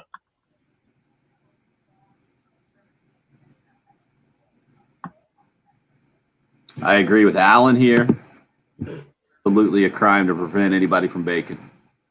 I like this. Somebody sent me a doormat to buy, although I don't have a wife. It says, "Welcome. Beware of wife. Kids and pets are also shady. Husband is cool." I have no pets and I have no wife. I'm good on those. The kids are also pretty cool, I guess. Chris giving some sleep advice. Melatonin. Oh, wow, look at that. Boom. What was that? Melatonin? Melatonin gummies. Yeah. Dude, I took one at my sister's house back in February, and I've read that it can have the exact opposite effect on you. I slept till like 2 a.m. and then I was like wired starting at 2 a.m. I was a miserable experience. Maybe melatonin and Tylenol together. I don't think we need to go down the path of that. Shot of bourbon after the melatonin, I don't know how that would work either. I've taken one melatonin in my life, and that was that one a few weeks ago, and that did not go well. I don't know how you get. Plus, I'll admit, I get real nervous about taking even any kind of sleep medicine just because of us doing this morning show. Because I'll wake up groggy and out of it, and I'm not who was that? That was Chris. Was like the NyQuil Z's. I did take way back, like maybe 15 or 20 years ago. I took some stuff to help sleep, and I would wake up so groggy. I can't do that. It's I either sleep or I don't. It's just that's the way it works. Because if you woke up groggy, that would impact your performance. You think my performance stinks now? You should see if I wake up groggy. I might actually mess up and not make a correct NASCAR pick. Oh no, that would be tragic. Yeah. You might have a chance. Oh, really? So, Jen, can we do 31 here? I think is what Dave labeled it. Yep. Let me do a couple of liners real quick first, please. Hey, Bill, Speaking real quick, do y'all follow Stephen Fulton, our former worker, on Facebook? Yeah. Did you see what happened yesterday at his office in the upstate? No, but I'll check it out. All right, you're up. Chance number 2 of 10 today, coming up here in just a few minutes. 25K workday payday. We give you a secret keyword at the top of every hour, 8 to 5 p.m., 8 a.m. to 5 p.m., Monday through Friday, and you get a chance to qualify to win $100. Plus, every winner is entered into the drawing for the grand prize jackpot of $25,000. Again, that's 25K workday payday. Also wanted to give you the heads up. 978-6654 is the number. 803-978-6654, our hot take hotline there for you 24/7. If you just need to get your hot take out, like tomorrow night, for instance, game 1 of Carolina and Arkansas, and it's after our show hours, well, you can just call up to the hot take hotline sponsored by Twin Peaks for the men who never settle. You can go see them down in the Vista at 600 Gervais Street, and then we can play that hot take back on the show the next day, especially if it's one that is notable. Gamecock Larry is pretty famous for leaving some great hot takes on the hot take hotline. Right now, I wanted to let you hear a little bit from Carolina baseball coach Mark Kingston, part of Carolina Calls last night, Tonight, another Carolina calls, by the way, with Shane Beamer ahead of Saturday's spring game. But Mark Kingston talking about number 1 ranked Arkansas coming to town, and he's pretty familiar with the personnel they're bringing. A couple of these guys I coached through the USA experience. I've been part of the USA deal now twice, once with the high school group, and Robert Moore was part of that a few years ago, and he's actually the son of Dayton Moore, the general manager of the Kansas City Royals, who I've known for quite some time. So coached him in the 14 and under USA experience about 3 or 4 years ago now. And then Casey Opitz, their catcher on the collegiate national team that I was a part of 2 years ago, when we went over to Japan and played Cuba, etc. Had a great experience there. He was our starting catcher. And so know those guys very well, really good players, and they're pieces of the puzzle of what is, as you mentioned, a very, very good Arkansas offense. So won't have to go far for a scouting report. Ray Tanner in a similar position in his years with USA Baseball, having coached some of the best in the country, and those guys obviously plenty of SEC ties. So going to be a heck of a matchup at Founders Park this weekend, and the fact that there's expanded capacity up to about half of seated capacity, 3,300 or so. So I think will help add to the buzz in the environment. And Bill, it's already been an interesting home field advantage. We've talked about it with the students on the third base line and some incidents here in the last few weeks. I feel like this atmosphere is going to be tremendous. I don't anticipate there to be any kind of Missouri-like interactions between the fans and Arkansas players, but maybe you never know how these guys. Arkansas has one of the best ballparks in the country, and it's used to tremendous fan support, and I think it's used to getting it on the other end too. So I think it's really going to be a fun series in a lot of different ways, and having that familiarity between Mark Kingston and some of those Arkansas players just kind of adds to it, in my opinion. Helps. We've talked about Thomas Farr a little bit today, I guess. We were going back off air on the live stream, but you look, he's won. Actually, it just says win loss. I don't. Does it tell me whether he got the? Yeah, he is 0-3 in terms of his last 6 starts: Texas, Vanderbilt, Florida, Georgia, Missouri, and LSU. But again, Tim, tomorrow night he hasn't pitched bad. 6 innings against Texas, gave up 1 earned run. 6 innings against Vanderbilt, 3 earned runs is what he gave up. Florida, he gets the team actually won that night. He pitched 4 1/3. That was a night that he wasn't at his best. He had 6 strikeouts, but he had 6 walks, and he gave up 4 earned runs. The Georgia game, again, we talked about this. They lost on Friday night. 5 2/3, gave up 6 hits, 2 earned runs, struck out 7. Missouri, 5 innings, 4 hits, 3 earned runs, struck out 9. He did walk 5 in that one. LSU last week, 5 innings, 4 hits, 2 earned runs, 3 strikeouts, 3 walks. He hadn't pitched bad, and you kind of expect Thursday night to be a tone setter for this series, especially I heard y'all talking about the weather potentially on Saturday. That was interesting, Patrick, what you were saying about Tommy Moody saying you can't miss a day and play a Sunday game if you do a Thursday, Friday, Saturday. I don't understand that. Is it just they can't stay for more than 3 days? Yeah. Well, it's a travel schedule too. If you're booked a flight home on Saturday night, to rearrange that for an entirely different day is a huge issue. Well, but it's an SEC rule. Right. It's one of the ways that you can control costs, I would imagine, if you're looking at it from that standpoint. Bill, you were going through that list, but you're failing to point out Texas, Vandy, Florida, 3 of the top line pitchers in amateur baseball. That's who Thomas Farr is matched up against, and that's part of the issue. The main issue from my standpoint is he's given Carolina a chance to win those games. That's all you can ask for your number 1 starter in the SEC, especially this year with who you're going up against. Tonight, it's interesting to see. We talked about Clemson baseball losing their 7th straight last night, a walk-off loss at Georgia, and being 1-6, I think, 1-7 or 1-7 on the year in 1-run games. First ever Carolina-Clemson rivalry on the softball field tonight. Will be interesting to see the first ever instance of that, how the rivalry translates on the softball field. Carolina, we played it the other day, Monday. They got the weird sack fly to the first baseman, a sacrifice fly to the first baseman, walk-off win against Tennessee. Ended up that was the only win of the weekend for the Gamecocks in that Tennessee series, and they struggled in SEC play. But apparently Clemson's softball program, only a year or two old, is doing some good things. So tonight we'll have some rivalry stuff to talk about. We'll see if that plays out on the softball field tomorrow. Also have some Carolina Calls reaction to that with Shane Beamer coming up tonight, 7 o'clock right here on 107.5 The Game. Cake 15. and weird names along with sports this morning. I like it.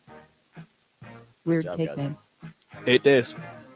Patrick, I'm going to give you the credit. Pig Pickin' Cake is the weirdest cake name I think we got today. Thanks for listening to the early game. Dan Patrick Show coming up.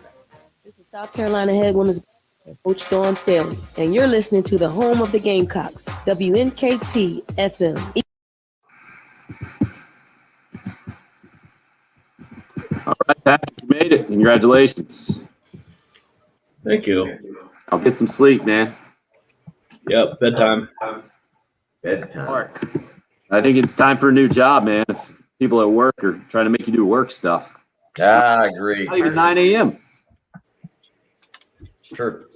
Work day doesn't start till 10. Everybody knows that. Chris, nice work, sir. Hope you have a good day as well. A great day, sorry. Attaboy, Jason. Yeah. Gonna go make a cake. Good for you. Let us know how that works out. Thanks for making the show better, everybody out there. We'll do it again tomorrow.